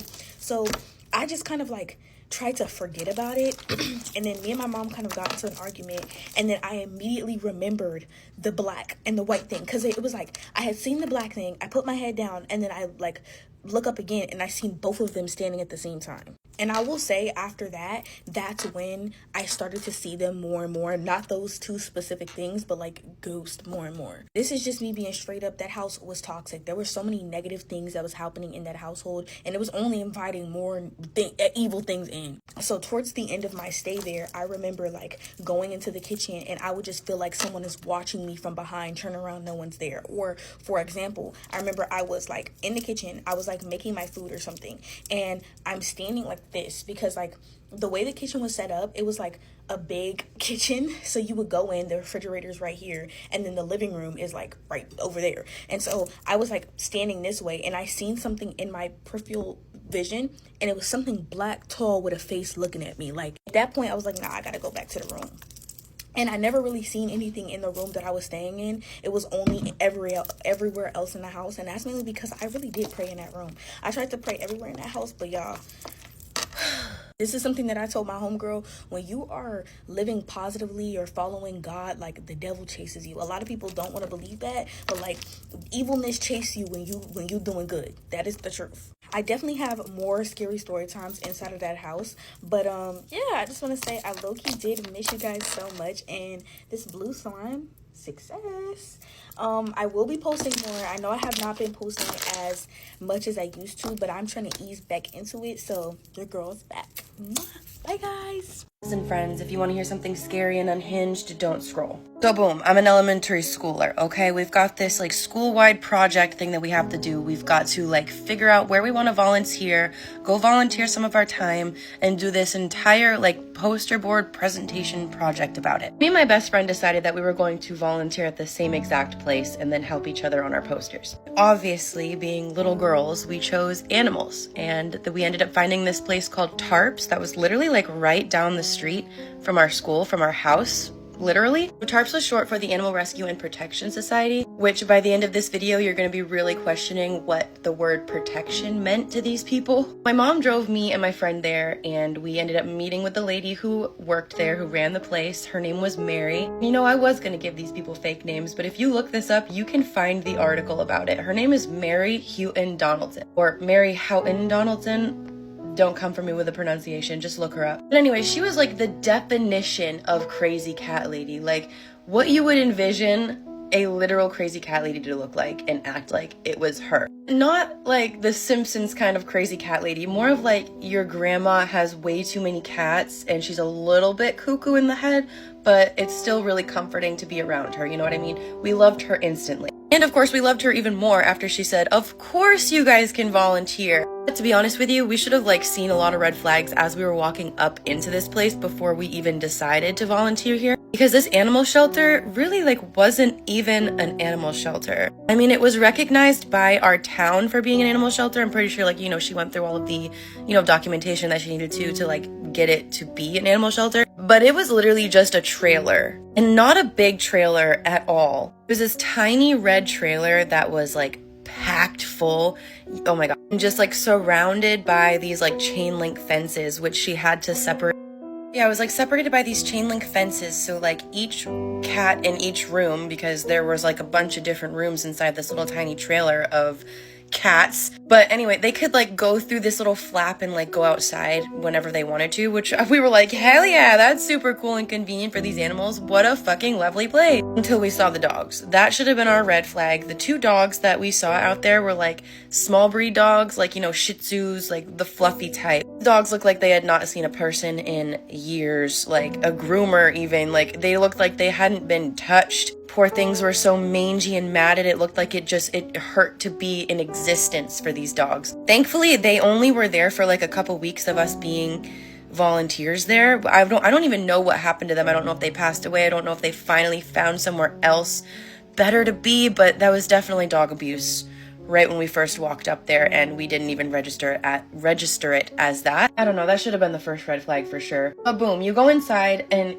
it literally it's set up like a trailer, but like there's doors to each room. Like you walk in and there was like the friendly cat room right there. You could enter the friendly cat room. And then to this side there was like this like windowed area where you could see inside from all corners and angles, and that's where she kept all the kittens. So that was the kitten room. Then on the other side of the kitten room was like her little air quotes quote office space. And behind her office space was like the semi-feral cat room. And then it was like the entire floor of the trailer. And then more towards the back was like another room where she kept all of the absolute feral cats, like ones that could not be touched. Hated when you went in there. You could pretty much only go in there to like feed them, give them water, and clean up their boxes. Otherwise, like some of them in there would fucking attack the shit out of you. I do remember this one little fat cat in there. Her name was Regan, and she was like so misunderstood. Anyways, that's not the point, and we're running out of time. So that was it for like the closed off rooms basically. And then like along the back wall, she had like stacked up cages, which to be honest with you, she had stacked up cages in like every corner of the open space of this building. There technically was no open space in this building. There was like trails. You could like walk, like it was like a hoarder house. You want to think of like a hoarder house of people who have too many animals. It was basically like that. Like if she didn't have us volunteers there, like it would be, you wouldn't even be able to walk through. We had to maintain this shit. So in these open spaces, she had like stacked up cages and stuff, like just full of cats. There was cats roaming everywhere too, like literally roaming all over, like crazy. And this, like, I don't know if this should have been our second red flag or what we were thinking when we saw, but we saw the bed in the middle of all of this. Right in the middle of all of what I'm explaining to you, there was a bed, not an animal bed. It was Mary's bed. Mary was living in this building, in this situation, like literally living. It was basically a hoarder house. It wasn't even a shelter at this point. To be honest, as like 12-year-olds, honestly, I don't even remember how old we were, like 11, 12 when we first started going there. I'd have to ask my friend, but she's horrible at responding to me. Love you, T. But whatever, we wrote it off. We were like, whatever, this is fine. We're still gonna keep coming here because we love the cats. We love to hang out with the cats. We were basically able to like have free reign of this entire place and basically do whatever we wanted. We were even able to like go there eventually over time without her even being there, without Mary even being there. We knew where the key was. We could let ourselves in and out. She trusted us like 100% completely, but there was only one very strict rule that she had, and it was to never open up the freezers or look in the freezers. Like we've been in the refrigerator before because she had like asked us to go grab her little like heat up meals or whatever for her, and we would do that because we were like, yeah, we love you, Mary, you're just like cute little old lady. Yeah, there were 2 freezers. Technically there was 3 freezers, but the one, like the fridge that was in the front of the building, we were allowed to go into that when there was like popsicles and stuff in that freezer. But the 2 that were in the back, there was like, you know, the one that was just attached to the fridge that comes with the fridge, and then there was a chest freezer. We were kids, so we just didn't really question what was in the freezers. We were just like, oh cool, there's only one rule and it's an easy one, so sure, we won't touch them. And we literally didn't. We were good kids. We didn't, whenever like, she could fully trust us, and we didn't touch anything she told us not to. But as we got older and we continued to go, we started to like see things that were kind of like, something's not fitting right here. We also started to notice like a lot of the cats were becoming sick, and it was like this weird respiratory illness, which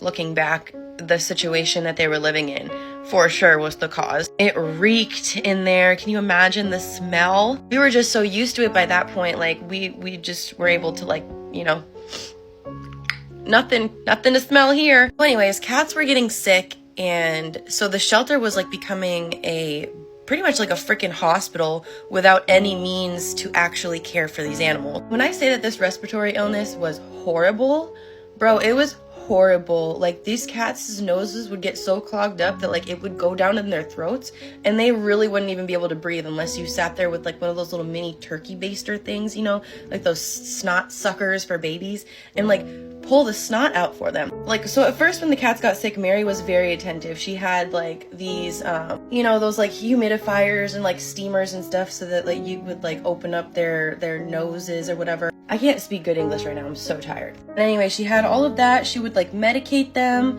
whenever they needed it, but she had no money. So when her money like ran out, the money that she did have ran out, she had no means to actually continue to take care of the cats properly. And slowly she started to lose her mind even more, like day by day. So one day T and I showed up to do our normal routine or whatever, and when we walked in, we realized that all 6 of our favorite kittens were gone. And so of course we asked where they went, and Mary was like, oh, well, you know, Unfortunately, they were sick and they had to be euthanized by our door-to-door vet who came last night to check things out. And we believed her. We had no reason at that point to not believe her. We cried, we hugged each other, we snuggled the cats, and we talked about the kittens and stuff and like, good memories about them. But then it just kind of kept happening. Like we would get there every day and there would be a new cat that was not there anymore. And it was not lining up with like the adoption cycle because very few cats would be adopted from this place, to be honest with you. But yeah, these cats were just disappearing, dying. She would tell us that they ran away or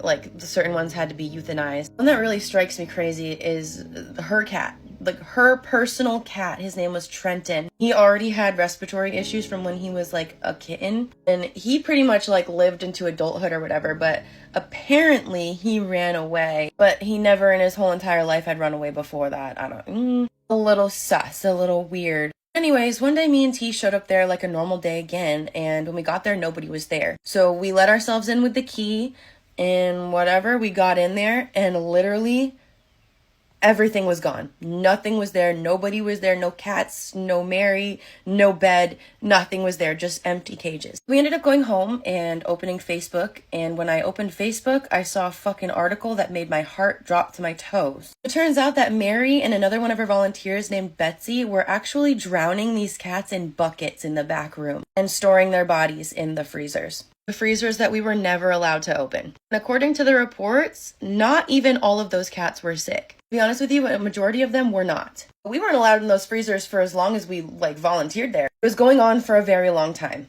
Yuck. Let's read another true and scary story from Reddit. I was the brave friend on our girls trip until we all blacked out at 2:45 a.m. I went on a weekend trip with 9 of my closest friends and honestly don't know how to process what happened. I've always been the rock of the group. I don't get spooked easily, I handle pressure well, and I'm usually the one calming everyone else down. But what happened in that hotel room, I can't logic my way out whatever happened. The vibes were off from the jump. We had to switch hotels last minute and the new place was horrible. One room smelled like garbage rotting, and another group of my friends called us sobbing because someone was aggressively trying to kick their door in.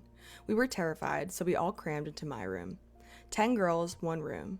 5 on the bed and the rest of us on mattresses on the floor. At first, we tried to make it fun. We were gossiping, playing cards, and just trying to have fun. Around midnight, the lights cut. We groaned, thinking it was just shitty wiring, and kept hanging out by flashlight. I had my phone propped up on the nightstand to record us just being dumb and talking. We were laughing, and then the atmosphere changed. The curtains started moving. Not like a breeze, but like someone was dragging a hand across them. Then the lights flickered back on, and the room felt freezing. A few of the girls started having full-on panic attacks. I was doing my best to keep everyone calm, telling them it was just the AC or the wind, but then we heard it. The room above us sounded like it was being torn apart. Heavy, rhythmic creaking, followed by this blood-curdling, sharp shriek that I could still hear when I closed my eyes. 2 girls actually managed to pass out from the sheer stress of it. I looked at the clock.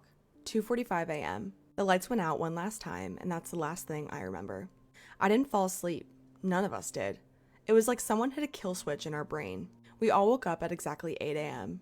No grogginess, no hitting the snooze button, just 10 people sitting up at the same time in total silence. We didn't even talk. We just packed and ran. The worst part was that I checked my phone when I got home.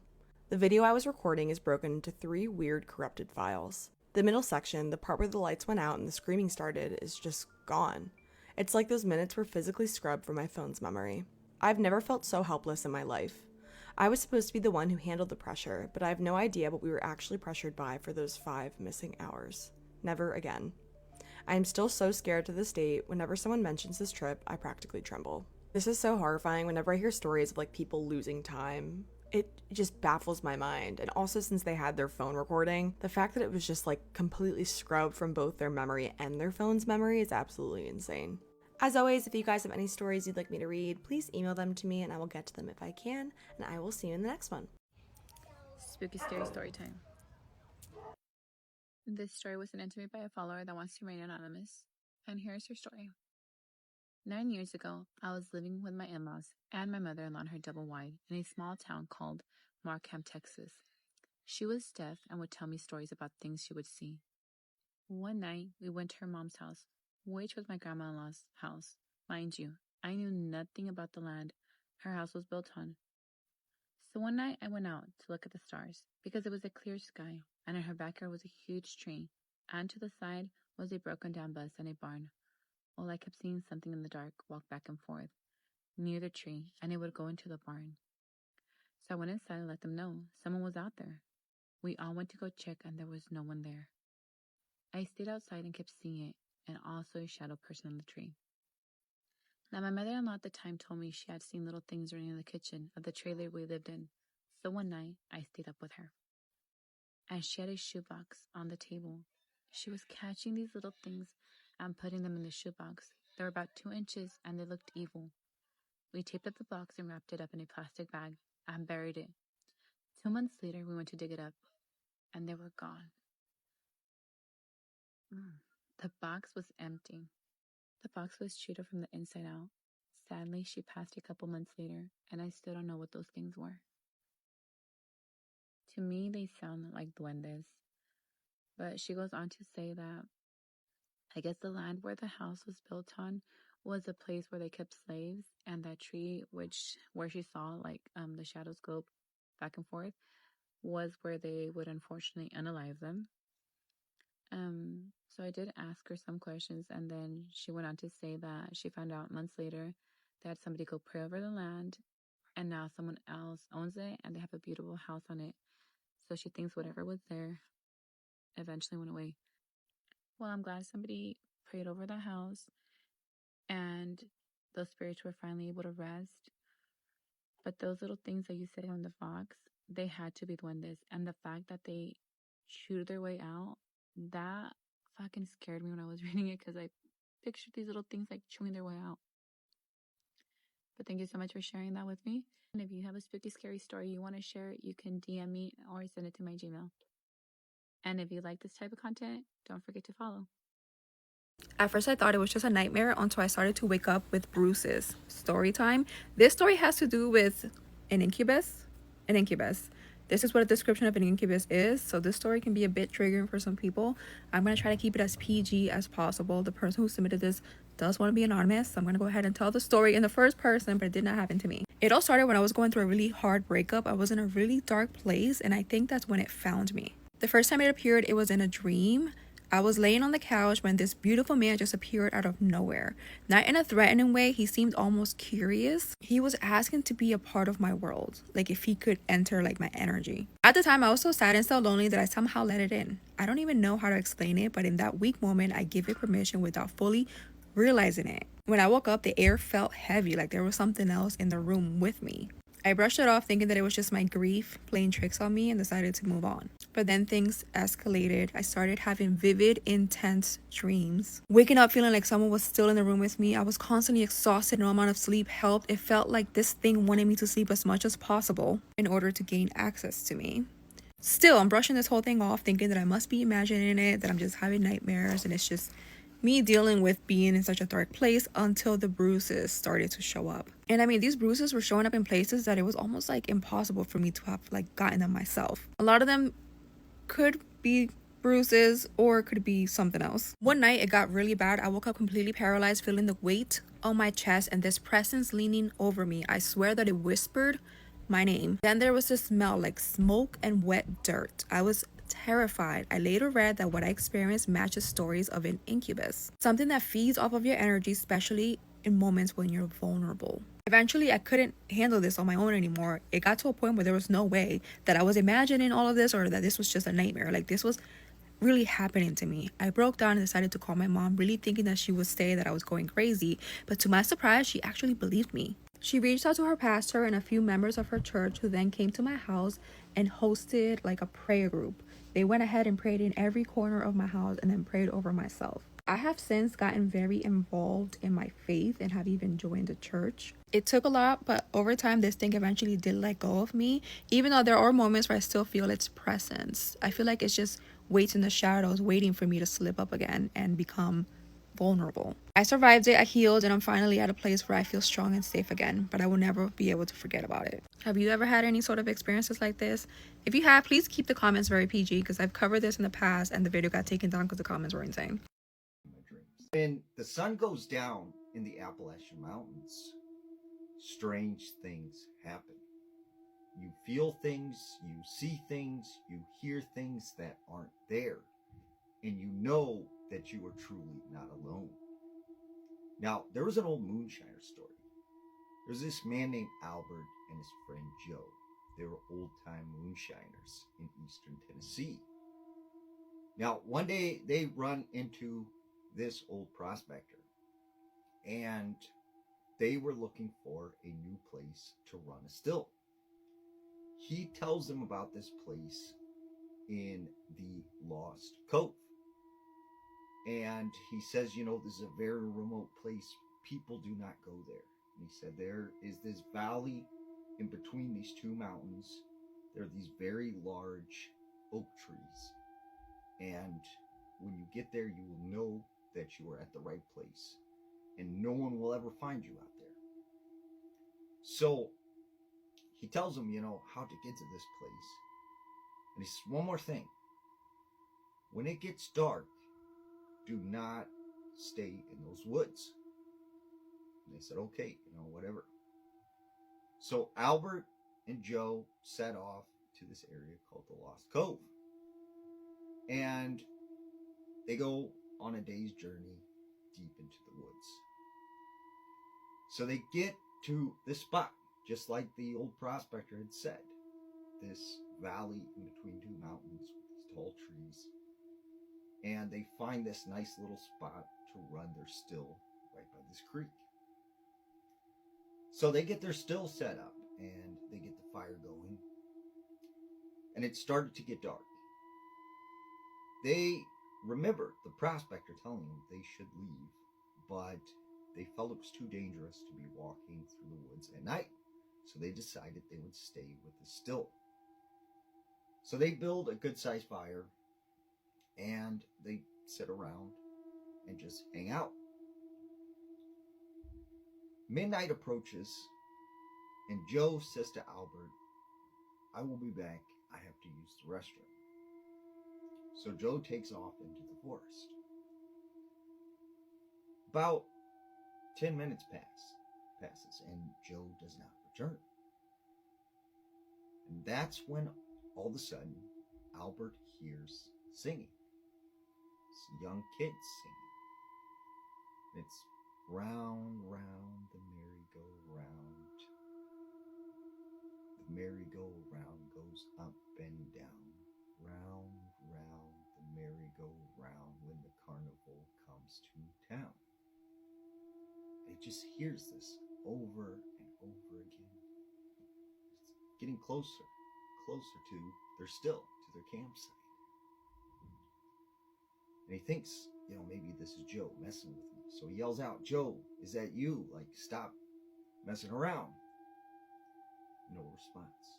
Just keeps hearing, round, round goes the merry-go-round. Then he turns, and he sees something standing in the woodline. There are two shadows.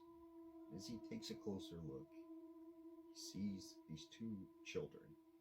They're holding hands, wearing these bib overalls. They have blonde hair, and they look slightly out of place. And they're just standing there with their hands intertwined, staring at Albert.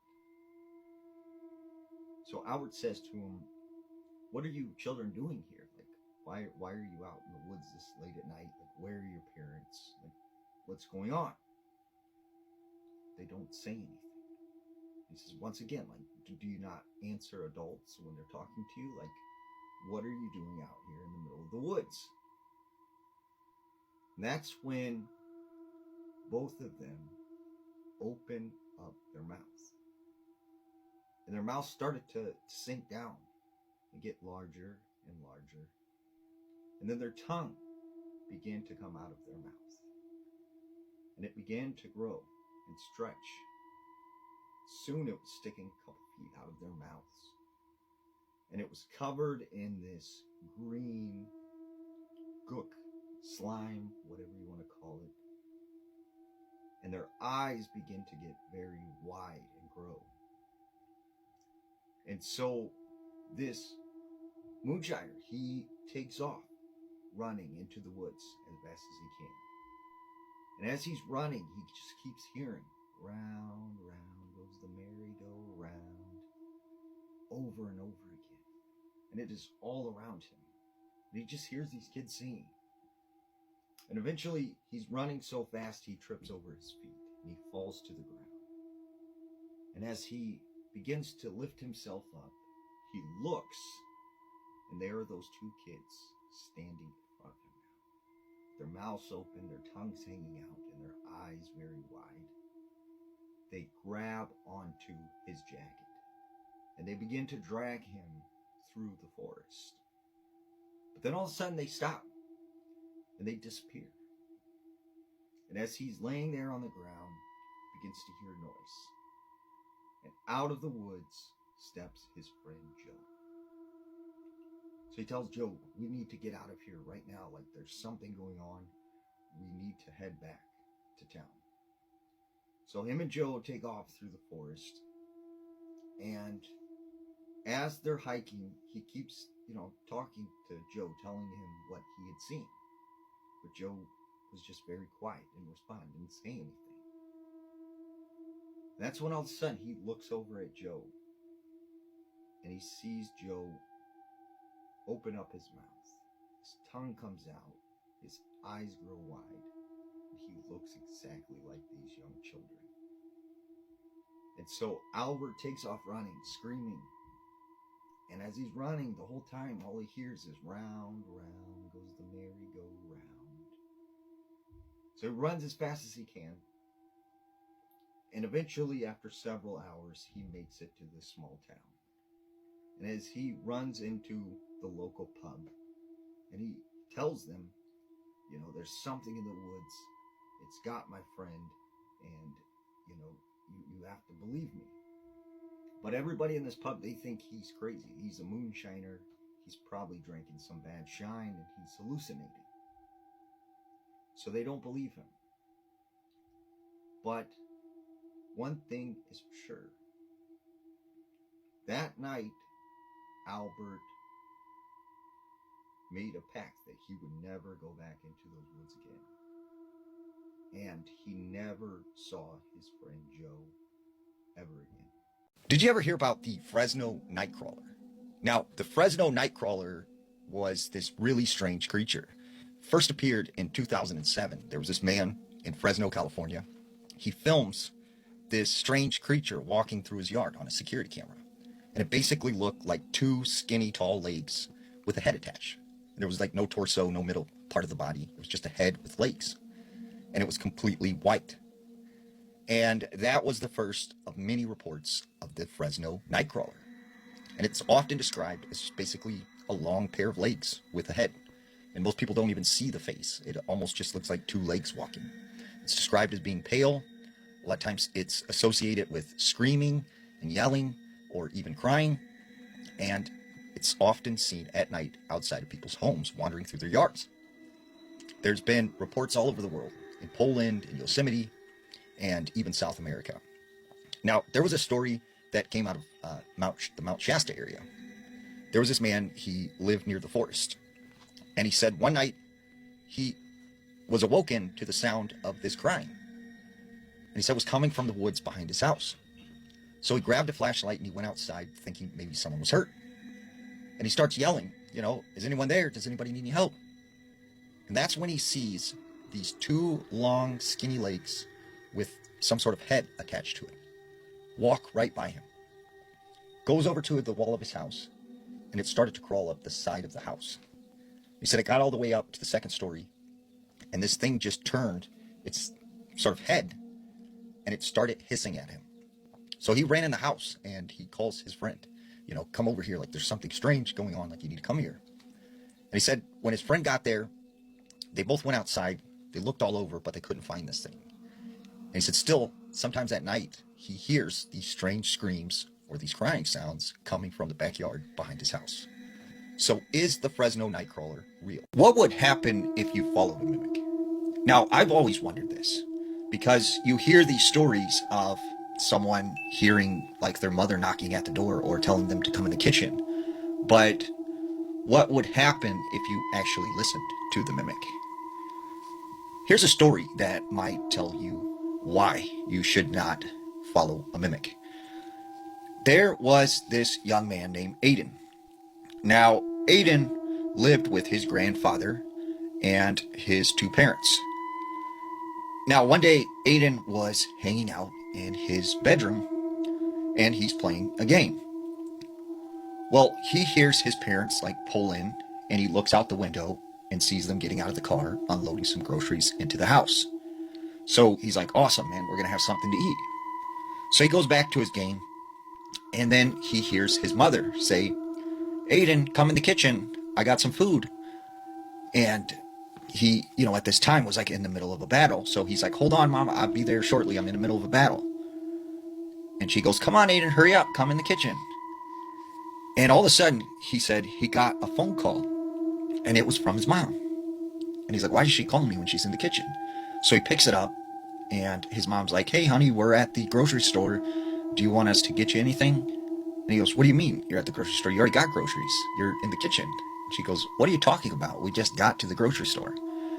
And he looks out the window and sees that their car is not there. And then right at this moment, he hears his mom saying, you better get in the kitchen right now or you're going to be in trouble. You better come eat. And he's like, I got to call you back, Mom. He hangs up. So he goes and he locks his door, and then he calls his mom right back and is like, look, when you get home, call me. I'll help you bring in the groceries. So about 25, 30 minutes later, his mom calls him, and she's like, honey, we're home. Come outside.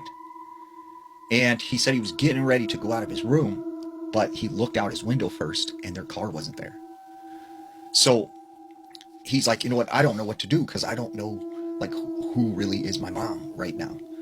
So as he's sitting in his bedroom, right, he hears his parents come home and come into the house. And all of a sudden his mom comes up to his door and starts knocking. And she goes, Aiden, let me in. And he's like, not right now, Mom. And she goes, what are you talking about? Let me in. Unlock this door. Why do you have the door locked? And he's like, no, I'm not opening the door. And his mom goes, all right, I'll just get the key and unlock it. So he grabs this baseball bat that's chilling in his room, and he's prepared for this thing to come in. And at the time, he still thinks whatever, was calling his name in the kitchen, this is them. So he sees the handle jiggle and the door open, and it's really his mom. And he can tell that it is actually his real mom. And she goes, what are you doing? And he's like, oh, nothing. And he sets the bat down, and she's like, you're acting weird and stuff. And there's food in the fridge if you're hungry. So he didn't know what to make of that. What did he just experience? And he didn't feel like he could tell his parents about it. So he decided to talk to his grandpa, who was kind of his best friend at the time. So he goes to his grandpa's room, and he's like, Grandpa, he's like, have you ever seen something you can't explain? And he goes, what do you mean? And he tells the story about how he thought his mom and dad had came home. He's seen their car and everything, but it wasn't actually them. And the grandpa goes, oh no. And he goes, what's wrong, Grandpa? And he says, well, when I was a young boy, I grew up in a small Polish village near Warsaw. And he said, we had this term that was this long Polish word, but it roughly translated into evil twin. And he said they believed there were these evil spirits that could take the form of anyone and would try and trick you and lure you, out into the woods. So his grandpa said, when I was a young boy, my father had me chopping wood outside. And I hear my grandma's voice coming from the forest. And she's saying, come in the woods. I baked you a pie. Come out here. It's nice and warm. You'll like this pie. And he said, he was so hungry, he almost started to go out into the woods until his father ran and grabbed him and said, get back in the house. And his father locked the door and said, if you hear someone calling you from the woods, don't ever go, don't respond. So he said, when you encounter an evil twin, as they called it, they will follow you for the rest of your life. And he feared that maybe this thing had followed him here to America, and this is what Aiden had seen. A couple weeks later, his parents are gone, and it's just him and his grandpa, and they're watching this World War II documentary in the living room. Well, all of a sudden, like, the wind picked up and a strong breeze pushes the back kitchen door open, and they hear it, open up. So his grandpa's like, I'll go and close the door real quick, and I better lock it so it doesn't blow open again. So his grandpa goes into the kitchen, but after about 10, 15 minutes, he doesn't come back. So Aiden's like, Grandpa, are you all right? He goes into the kitchen, the back door's still open, and he doesn't see his grandpa. He goes throughout the house, he's yelling his name, he doesn't see him anywhere. So he goes out, to the back door, and he's yelling his grandpa's name, he doesn't hear it. So he calls up his parents, and his parents come home immediately, and they call the police, and they do this big search throughout the neighborhood and into the woods. And they end up finding his grandfather in the middle of the woods. He is completely naked, he is confused, and doesn't know who he is, doesn't know anything, doesn't remember anything. So they bring him back home and everything. Well, Aiden said that, they chalked this up to dementia and said he was diagnosed with a severe case of dementia. But Aiden, in his mind, suspected, because of the series of events that happened before this and his grandfather going out to the kitchen when the door opened, that this was the evil twin thing that his grandfather had talked about. And he said, although his grandfather had completely lost his memory, from time to time, he would say to Aiden, is my brother outside? Is my brother out there? And he couldn't figure out why, his grandfather would keep saying that. And then he realized maybe this thing appeared as his brother, and it lured him, into the woods. On the evening of June 3rd, 2004, a 23-year-old college junior named Jesse Valencia walked into a restaurant in Columbia, Missouri. His friends were already there. They were sitting at a table in the back of the restaurant, and as soon as they saw him, they waved him over. And so Jesse made his way over to sit with them. Jesse was a student at the University of Missouri, and he was majoring in journalism and pre-law. The spring semester had just ended a few weeks ago, and as much as Jesse had loved the semester and he really had enjoyed what he was studying, he was looking forward to some time off. He wanted to see his friends and go to some good parties. Jesse had always been a very outgoing person with a very active social life, but sometimes that characteristic sort of got him in trouble. In fact, just a couple of weeks ago, he'd had to go to court over a charge of obstructing a government operation, which he'd picked up 2 months earlier when he refused to leave a house party that the cops were breaking up. And as soon as he sat down at the table with his friends, one of them immediately asked him, hey, how'd that court hearing go? And Jesse had said, it didn't go too well. He thought the whole thing was kind of ridiculous, and he had hoped the charge would have been dropped already. But when he had gone to the courtroom, he found out the charge had actually been upgraded. The prosecutor had changed it to obstructing a government operation by physical interference, which was worse. But Jesse said, he still wasn't that worried about it. He said he had pleaded not guilty, and his plan was to fight this thing to the very end, even if it took all summer. However, the reality was this charge was actually the least of Jesse's problems. He had much bigger things weighing on his mind that summer. His longtime boyfriend, Jack Berry, had broken up with him recently, and he was having a very hard time coping with that. Jack had wanted to stay friends, but the reality was, even though, the intention was good, it just made things harder for Jesse, because it meant that Jesse and Jack were still spending quite a bit of time together and still talking and socializing. And while Jack felt like things were over romantically, Jesse didn't feel that way. It just sort of felt like they were perpetually on the verge of getting back together, even though they weren't. And then whenever Jesse would try to talk to Jack about, maybe trying to make things work again, Jack would immediately just turn him down. And so the whole situation was just really difficult. And so without Jack anymore, Jesse had become very lonely. And he had been trying to fill that void with random hookups, meeting guys online and inviting them to the hotel where he worked as a night clerk. But for the most part, it was sort of shallow and didn't mean anything. At one point, Jesse had been having this secret affair with an older man, which had been exciting. But deep down, what Jesse really wanted was just a real relationship, like he had had with Jack. And these random hookups were not that. And so at this point, basically every time Jesse went out socially, no matter what he was doing, he was always kind of on the hunt for somebody who could potentially have, long-term relationship potential. And this night was no exception. And so that night, Jesse and his friends had a nice dinner together. And then when they were done, they left the restaurant and walked a few blocks to a gay dance club called SoCo Club. It was dark and the music was loud and thumping, and as soon as they walked inside, Jesse immediately weaved his way through the crowd on the dance floor over to the DJ booth. He asked the DJ to play his favorite song, which was Billie Jean by Michael Jackson. and the DJ just sort of rolled their eyes. Jesse knew the DJ was very likely annoyed with him because Jesse requested that song every single time he came to this club. Might have known the story of real-life boogeyman. But Jesse never had let other people's opinions stop him from doing what he wanted. And so he didn't care. He just wanted the song played. And so after he had made his request, Jesse went over to the bar and ordered a drink. And while he waited, he saw a young man standing alone at the other end of the bar. Once the bartender passed Jesse his drink, Jesse went over and asked the man if he wanted to dance. The man smiled and said, sure.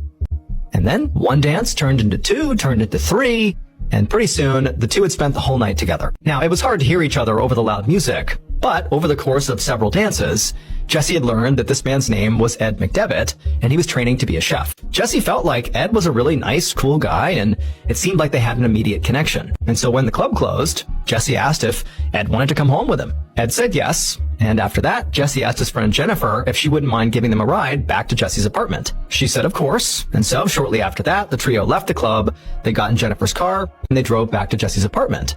And when Jesse and Ed got out, Jennifer said, hey, tomorrow night I'm having a party at my place. You two should come by. And Jesse, he turned to Ed and kind of winked at him and said, yeah, hopefully we'll both be there. And then Jennifer drove off. After Jennifer had driven off, Jesse walked Ed down the stairs to his very run-down basement apartment. And as soon as they went inside, Ed saw this sea of all these history books stacked all over the living room. It would turn out Jesse was really into ancient Greek history. And so Ed began walking around, opening up all these old history books. And as Ed did, Jesse began regaling him with, tales of the Battle of Thermopylae, how the Spartans were outnumbered and how they prevailed, and talking about Zeus and the ancient Greek gods, and just kind of going off all the stuff that Jesse really enjoyed about, ancient Greek history. And Ed, as he listened to it, just said, I really don't know much about history, but it's really fascinating that you're so into it. And so from there, the rest of the night went great for the two of them. They would spend the night together.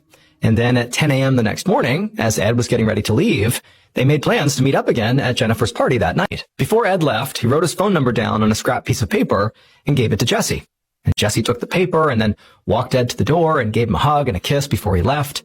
And then once he was gone, Jesse just hoped that, maybe this wasn't just a meaningless hookup. Maybe this had the basis of a strong, long-term relationship. The one thing Jesse really wanted.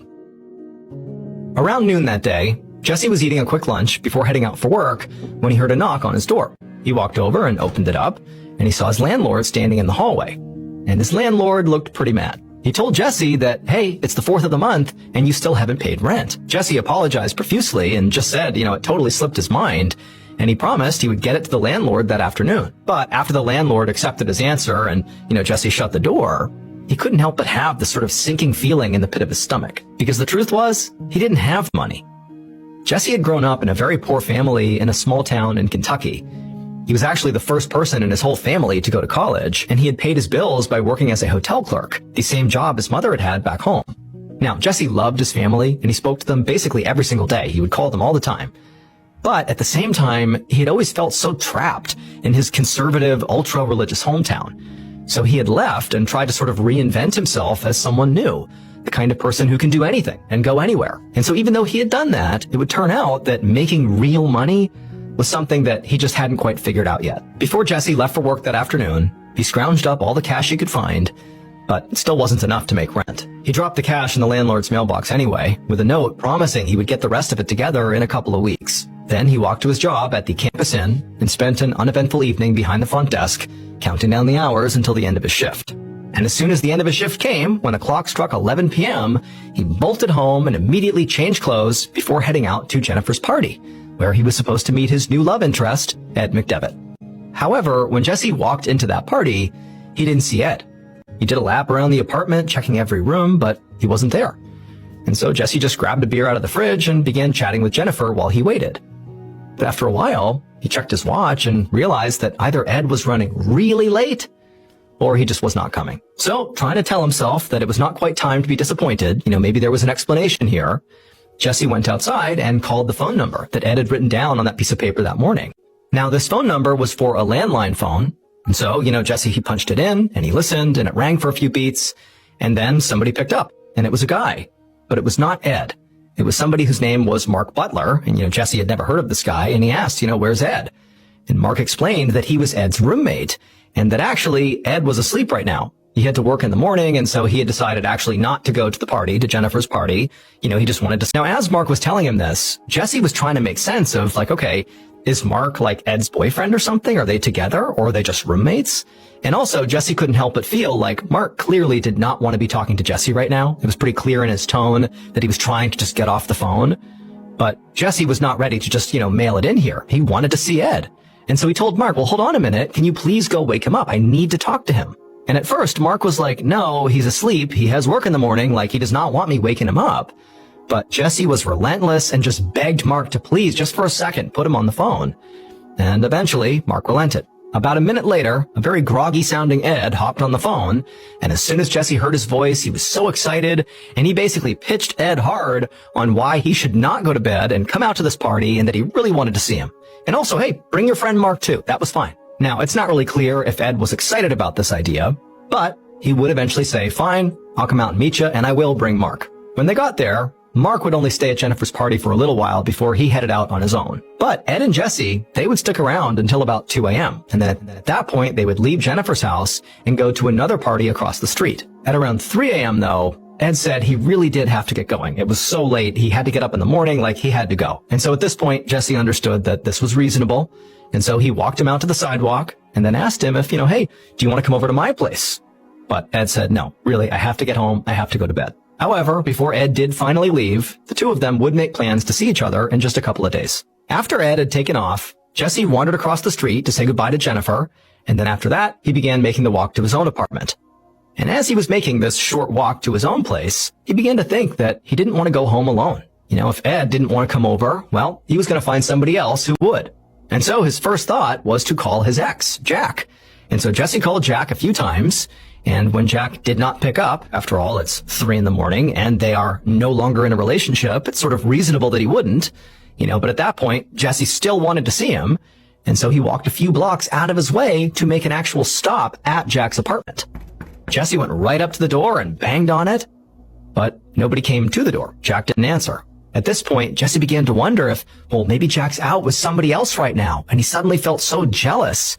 Or worse, maybe Jack is here and he knows I'm here, but he doesn't want to see me and he's ignoring me. After a couple of minutes of standing there and knocking a few more times and still not hearing anything from Jack, Jesse finally gave up and stumbled back to his own apartment, drunk and lonely, and a bit heartbroken.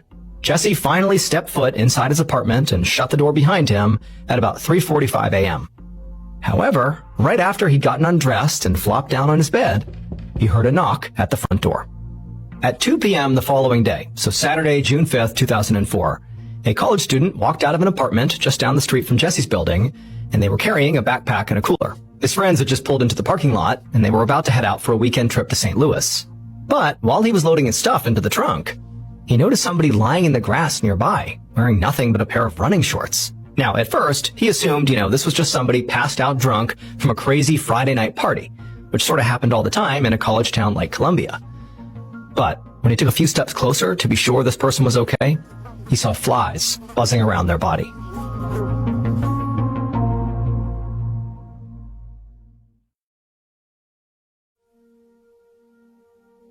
About 30 minutes later, Columbia police detective John Short felt his pager go off. He unclipped it from his belt loop, and he saw there was a message from his boss's phone number that just read 911. Detective Short called his boss right away, and he was given the address for a crime scene just off the University of Missouri campus. Short drove there, parked his car on the curb, and then walked over to the yellow tape that was keeping crowds of worried neighbors away from this crime scene. Another detective, Tim Geiger, waved to Short and led him over to the patch of grass where the victim was lying. It was a young man sprawled out on his back, and he was wearing a pair of light blue running shorts with no shoes, no socks, and no shirt. And across his throat was this very deep gash. The medical examiner was already there, and she was crouched down next to the body. And she told Detective Short that a few things were already standing out to her. She pointed to the bruises that were all over the victim's face, their arms, and their torso. But when she lifted the victim's hands, there were no defensive wounds on them. She told Short that that was pretty unusual for a knife attack, where the victims usually got their hands up, trying to defend themselves, and as a result, they got their hands cut up. She also pointed out that the blood had run down both sides of the victim's neck and pooled under his body. But there was no blood at all on the front of his body, which meant he was probably lying down right there in the grass when his throat actually got cut. Finally, the medical examiner pulled back the victim's eyelids and showed Short the hemorrhaging in his eyes, which they both knew was typically a sign of strangulation. And so putting it all together, Short theorized that, the victim's killer had likely choked him out and then laid him on the grass and then slit his throat while he was laying there unconscious, unable to defend himself. The detective looked down at his victim's bare feet and noticed they were covered in dirt, like he had been running at some point outside. Jack looked like he was really struggling to hold it together as he told the detective that Jesse was his ex-boyfriend and Jesse had kept badgering him, Jack, for them to get back together, and Jack didn't want to. And so those phone calls were very likely a product of more badgering from Jack. Jack said the night before he had been woken up by his phone ringing over and over and over again, and before he could even look at the caller ID, he heard a knock at his front door.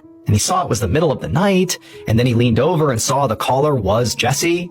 And he sort of figured that, okay, he's calling me. It's very likely him at the front door. I don't want to see him right now.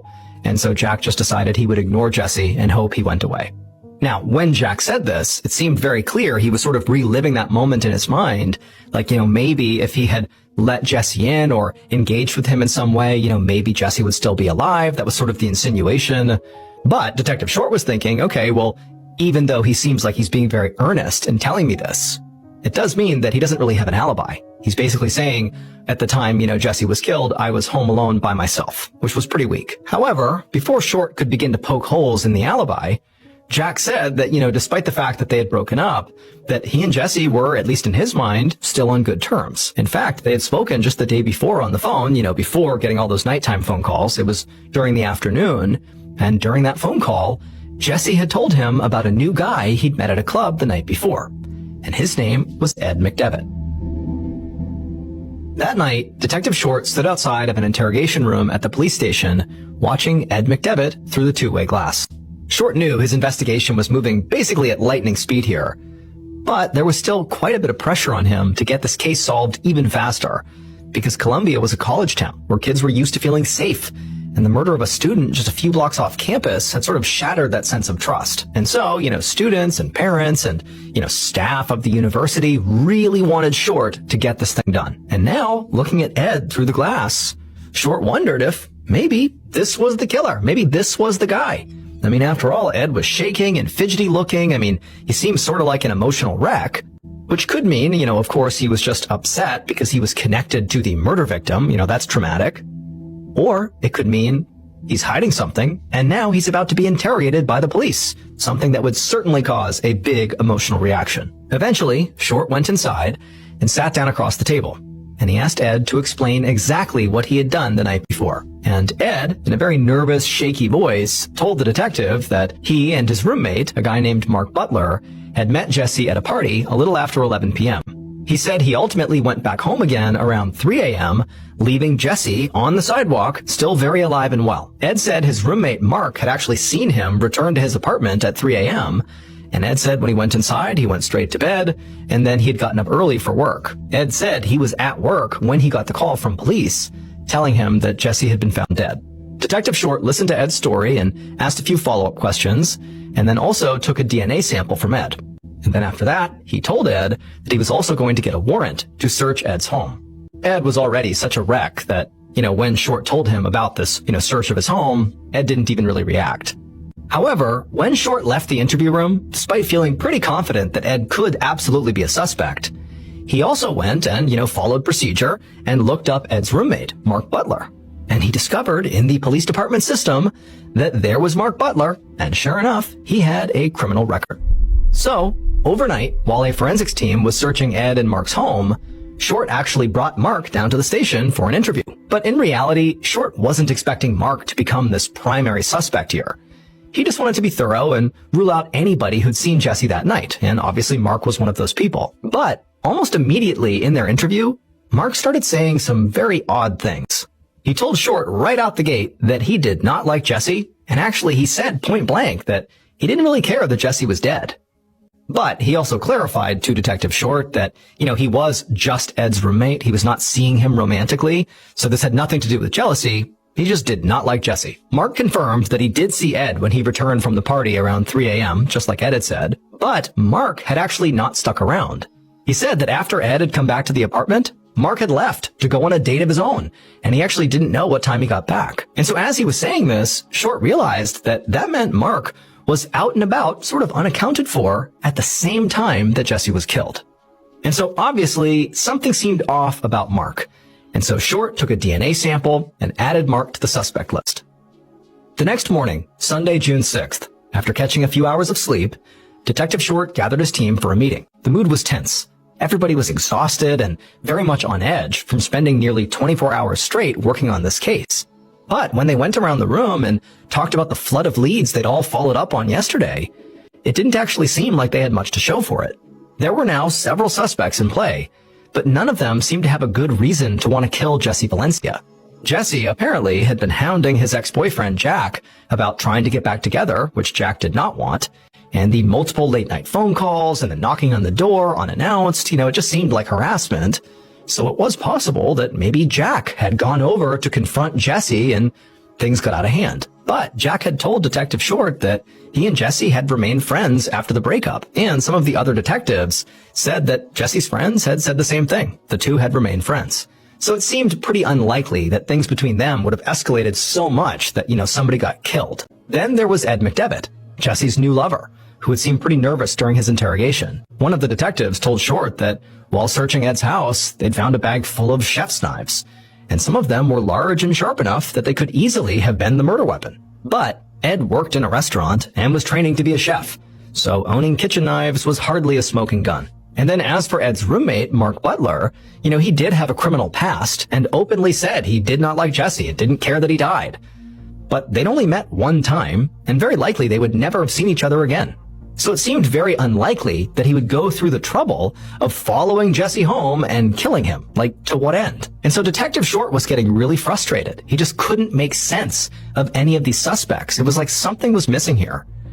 And so he turned to two of his detectives, Jeff Westbrook and Barbara Cook, and told them to go to some local bars that Jesse frequented and just sort of ask around about Jesse, in case there were other leads that they had not uncovered yet. However, right after Detective Short walked out of that meeting that morning, another detective ran up to him and pulled him into a quiet corner and told him a tip had just come in. And it was so sensitive that they were going to have to keep it under wraps, even amongst the investigators. The detective told Short that a friend of Jesse's who lived in St. Louis had called the tip in through Crime Stoppers. He said that he and Jesse chatted online all the time, and that Jesse at one point had told him about a secret affair he was having with an older man. And this older man was actually an officer in the Columbia Police Department.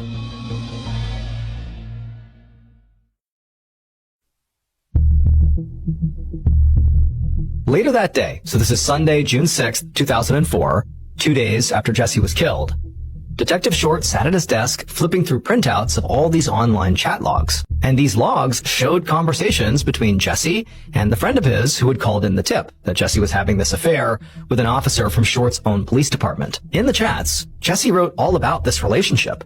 Jesse had seemed to find it pretty exciting at first, having this police officer come by in uniform and carrying on these secret meetups in the middle of the night.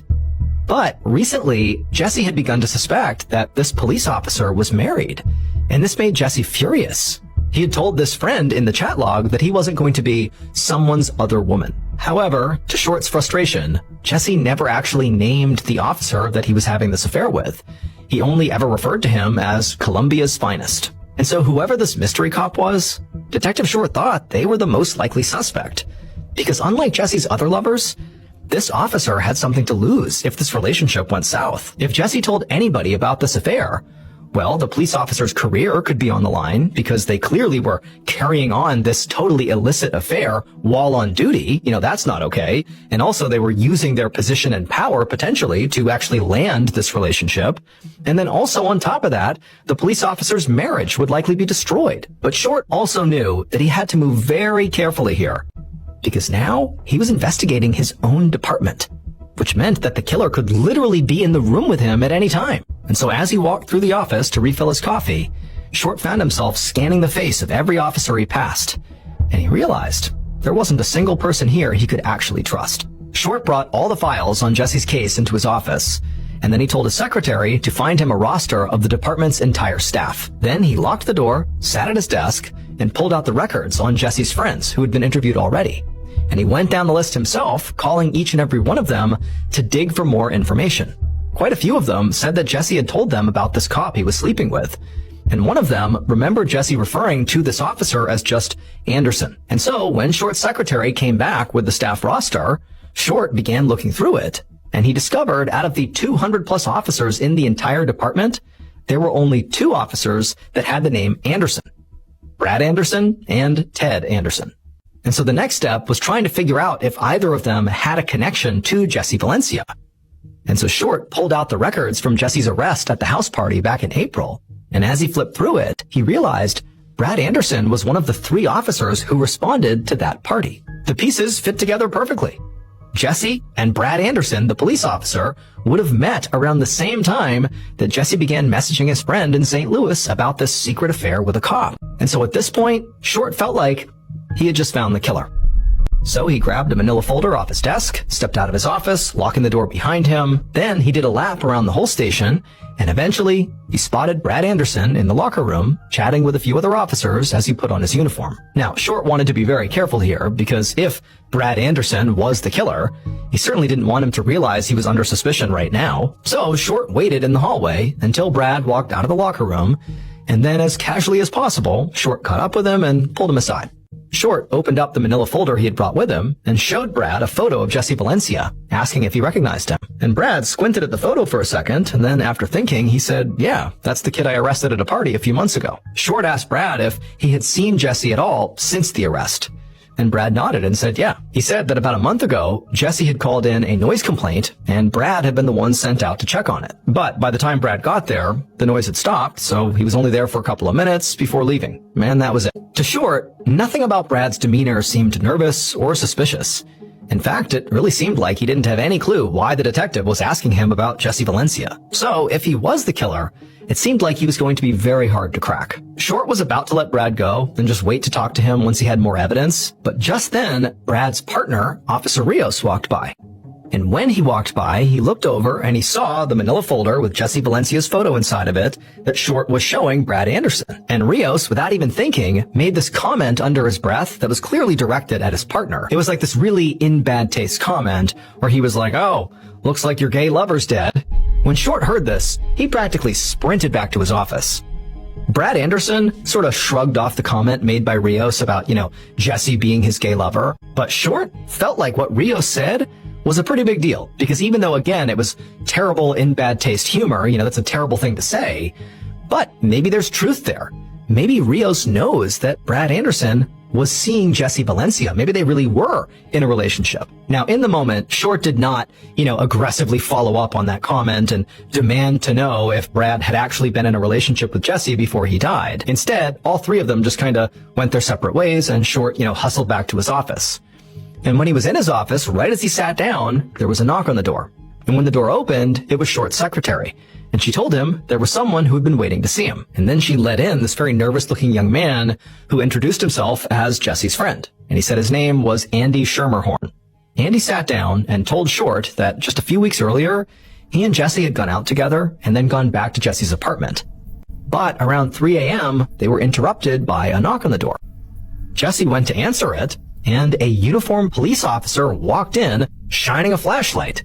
And to Andy's surprise, Jesse led this officer right into the bedroom, and he joined them for a threesome. And then after they were done, the cop told Andy, "You better keep this a secret."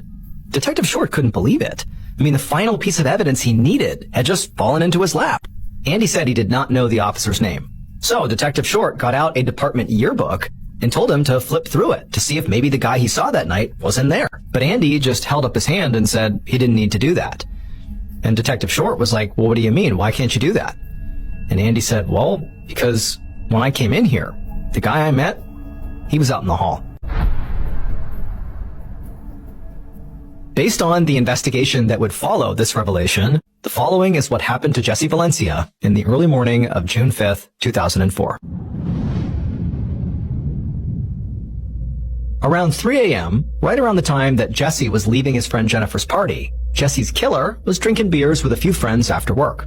And then, just before dawn, the killer wrapped up, got in their car to drive home.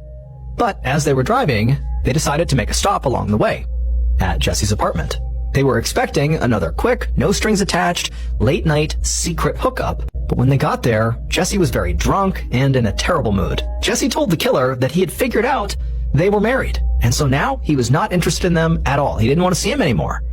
But when he told the killer to leave and the killer refused, Jesse said, "Fine, I'll go to your police chief and I will tell them about our affair." And that's when the killer snapped.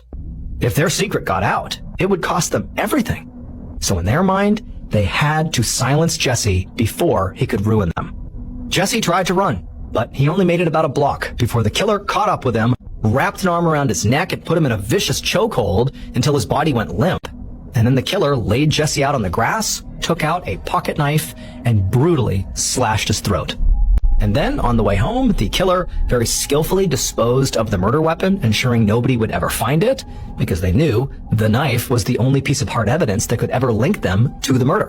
After that, they made their way back home, parked in the driveway, and as they were walking up to the front door, they looked up and saw their wife in the kitchen window, preparing a bottle for their baby son. And then just before going inside, the killer unpinned the name tag on their uniform that said Anderson, and they swapped it for another name tag that they had hidden in their glove box. And this name tag was the killer's real name, Officer Steven Rios.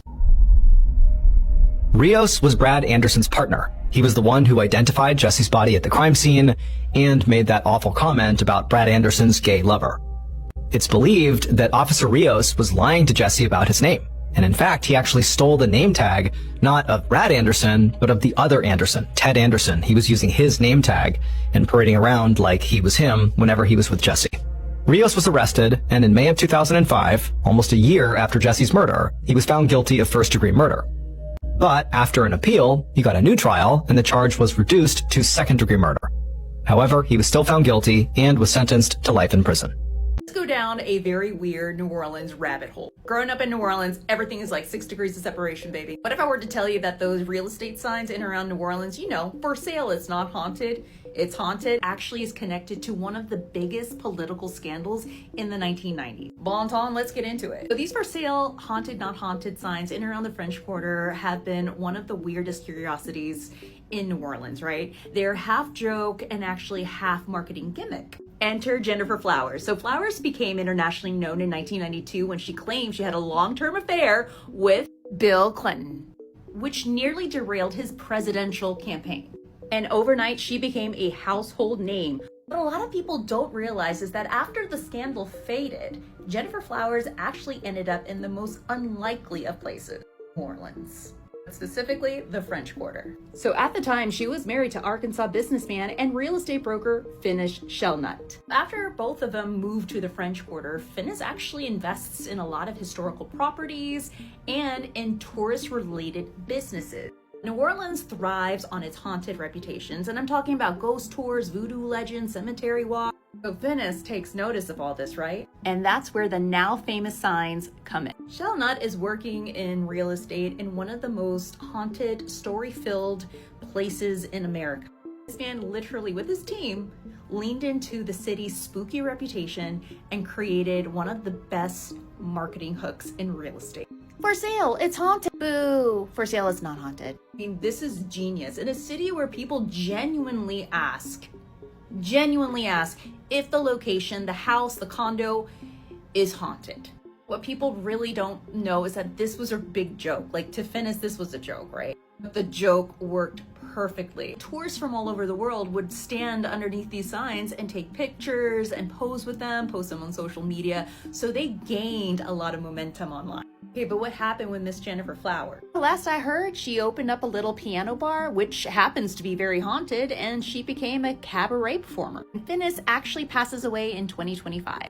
In a bizarre twist of history, and a scandal in the 90s that involved a future president, a former singer turned tabloid celebrity, and a real estate investor who intersected in one of the most haunted cities. And still today, these haunted, not haunted for sale signs still stand in and around locations in the quarter and the CBD, with one of the quirkiest reminders that even in the city, real estate comes with a ghost story. Stay haunted and weird. And laissez le bon temps rouler. Here and share my story to see if anybody had experienced anything similar while they were there. Go and watch the rest of Oliver's video, but I will say, Oliver, you definitely had an honest experience.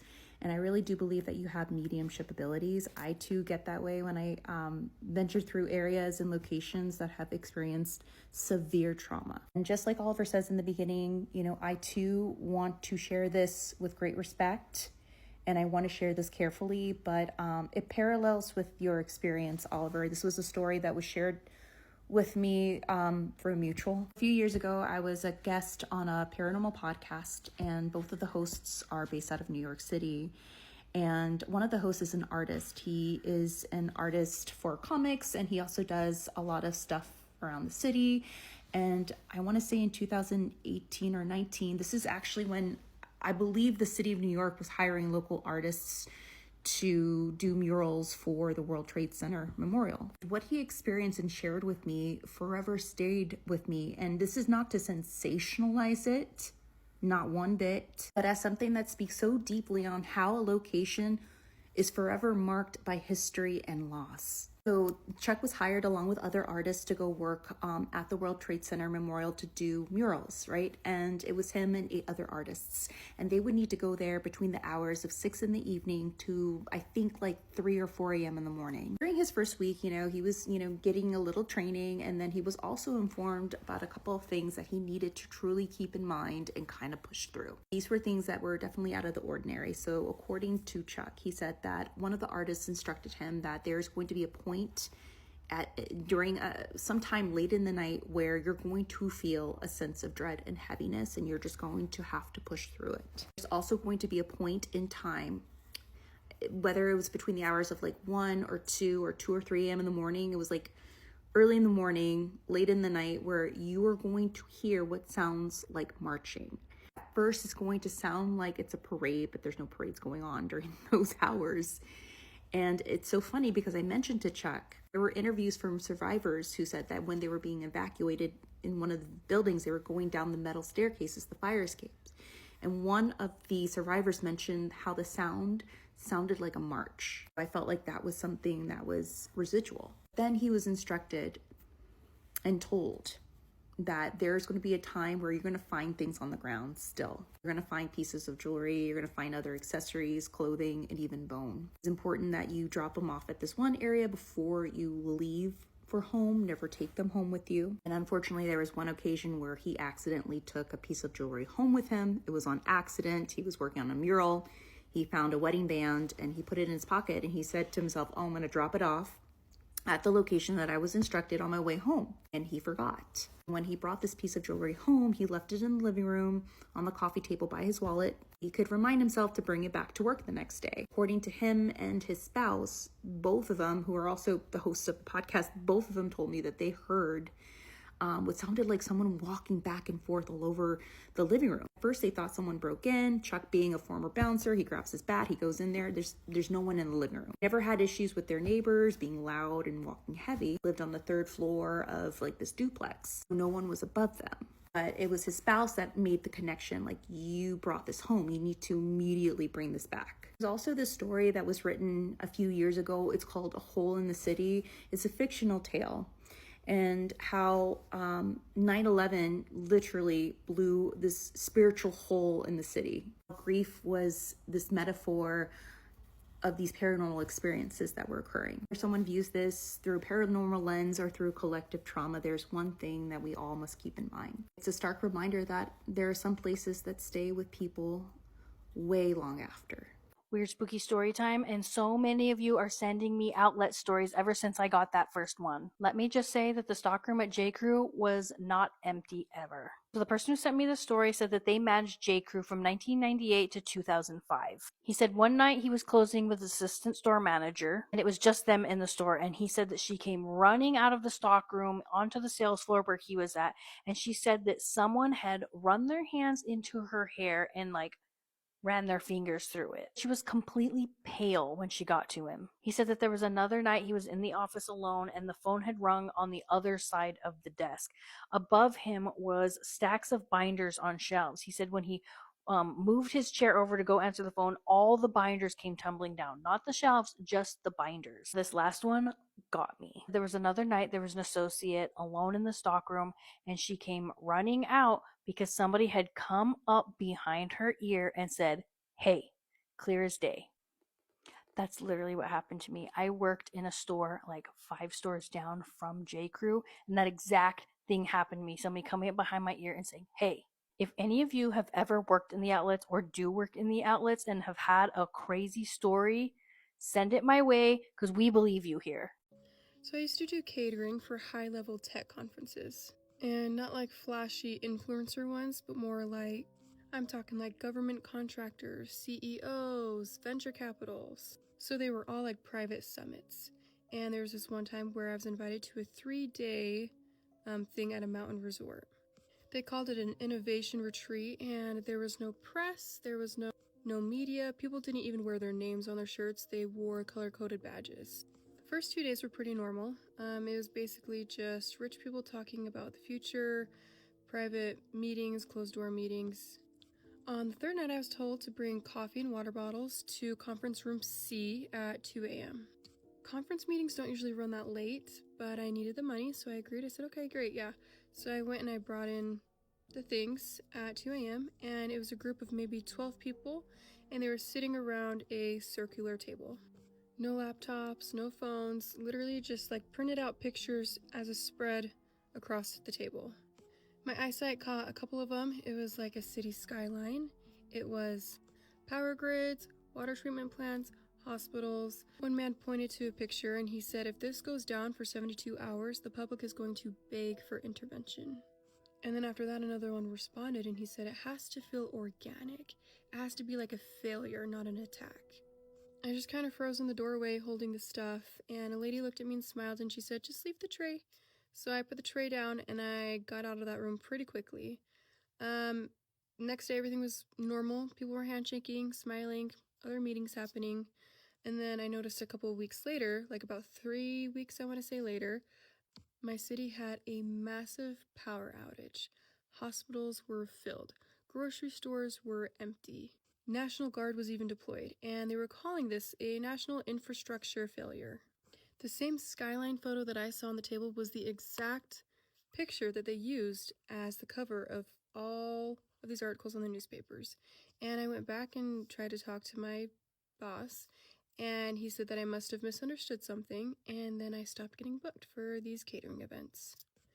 2 months later after that, I received a letter in the mail, and it had no return address. I opened it up, and it was a picture of the conference room, the exact one that I was in serving, and I was in the background holding the tray.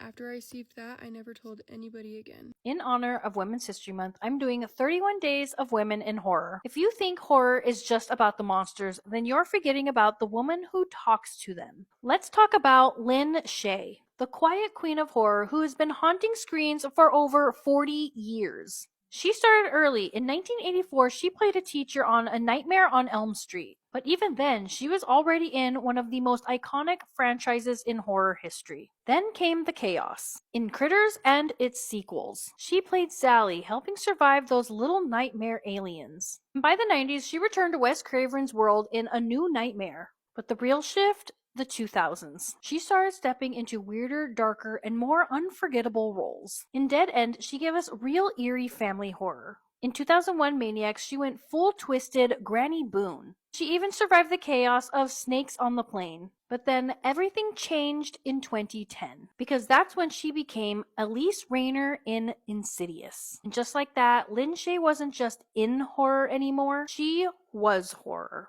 A psychic, a protector, a woman who walks straight in the dark and says, let's talk. And she carried that role through chapter 2, 3, The Last Key, and The Red Door. Meanwhile, she never slowed. We're talking Ouija, Tales of Halloween, The Grudge, and dozens more where she plays from a psychic to totally unhinged, even into some things you're not quite sure are even human. That's her power. Lynn Shay doesn't scream. She makes you feel like something is wrong. With projects like Sacred Death, House of Abraham, and the upcoming Insidious Bleeding World, she's still stepping into the dark. So next time you watch a horror movie and you feel that chill, look closer. It may be Lynn Shay stepping into the dark. Come back tomorrow for my 31 Days of Women in Horror for Women's History Month.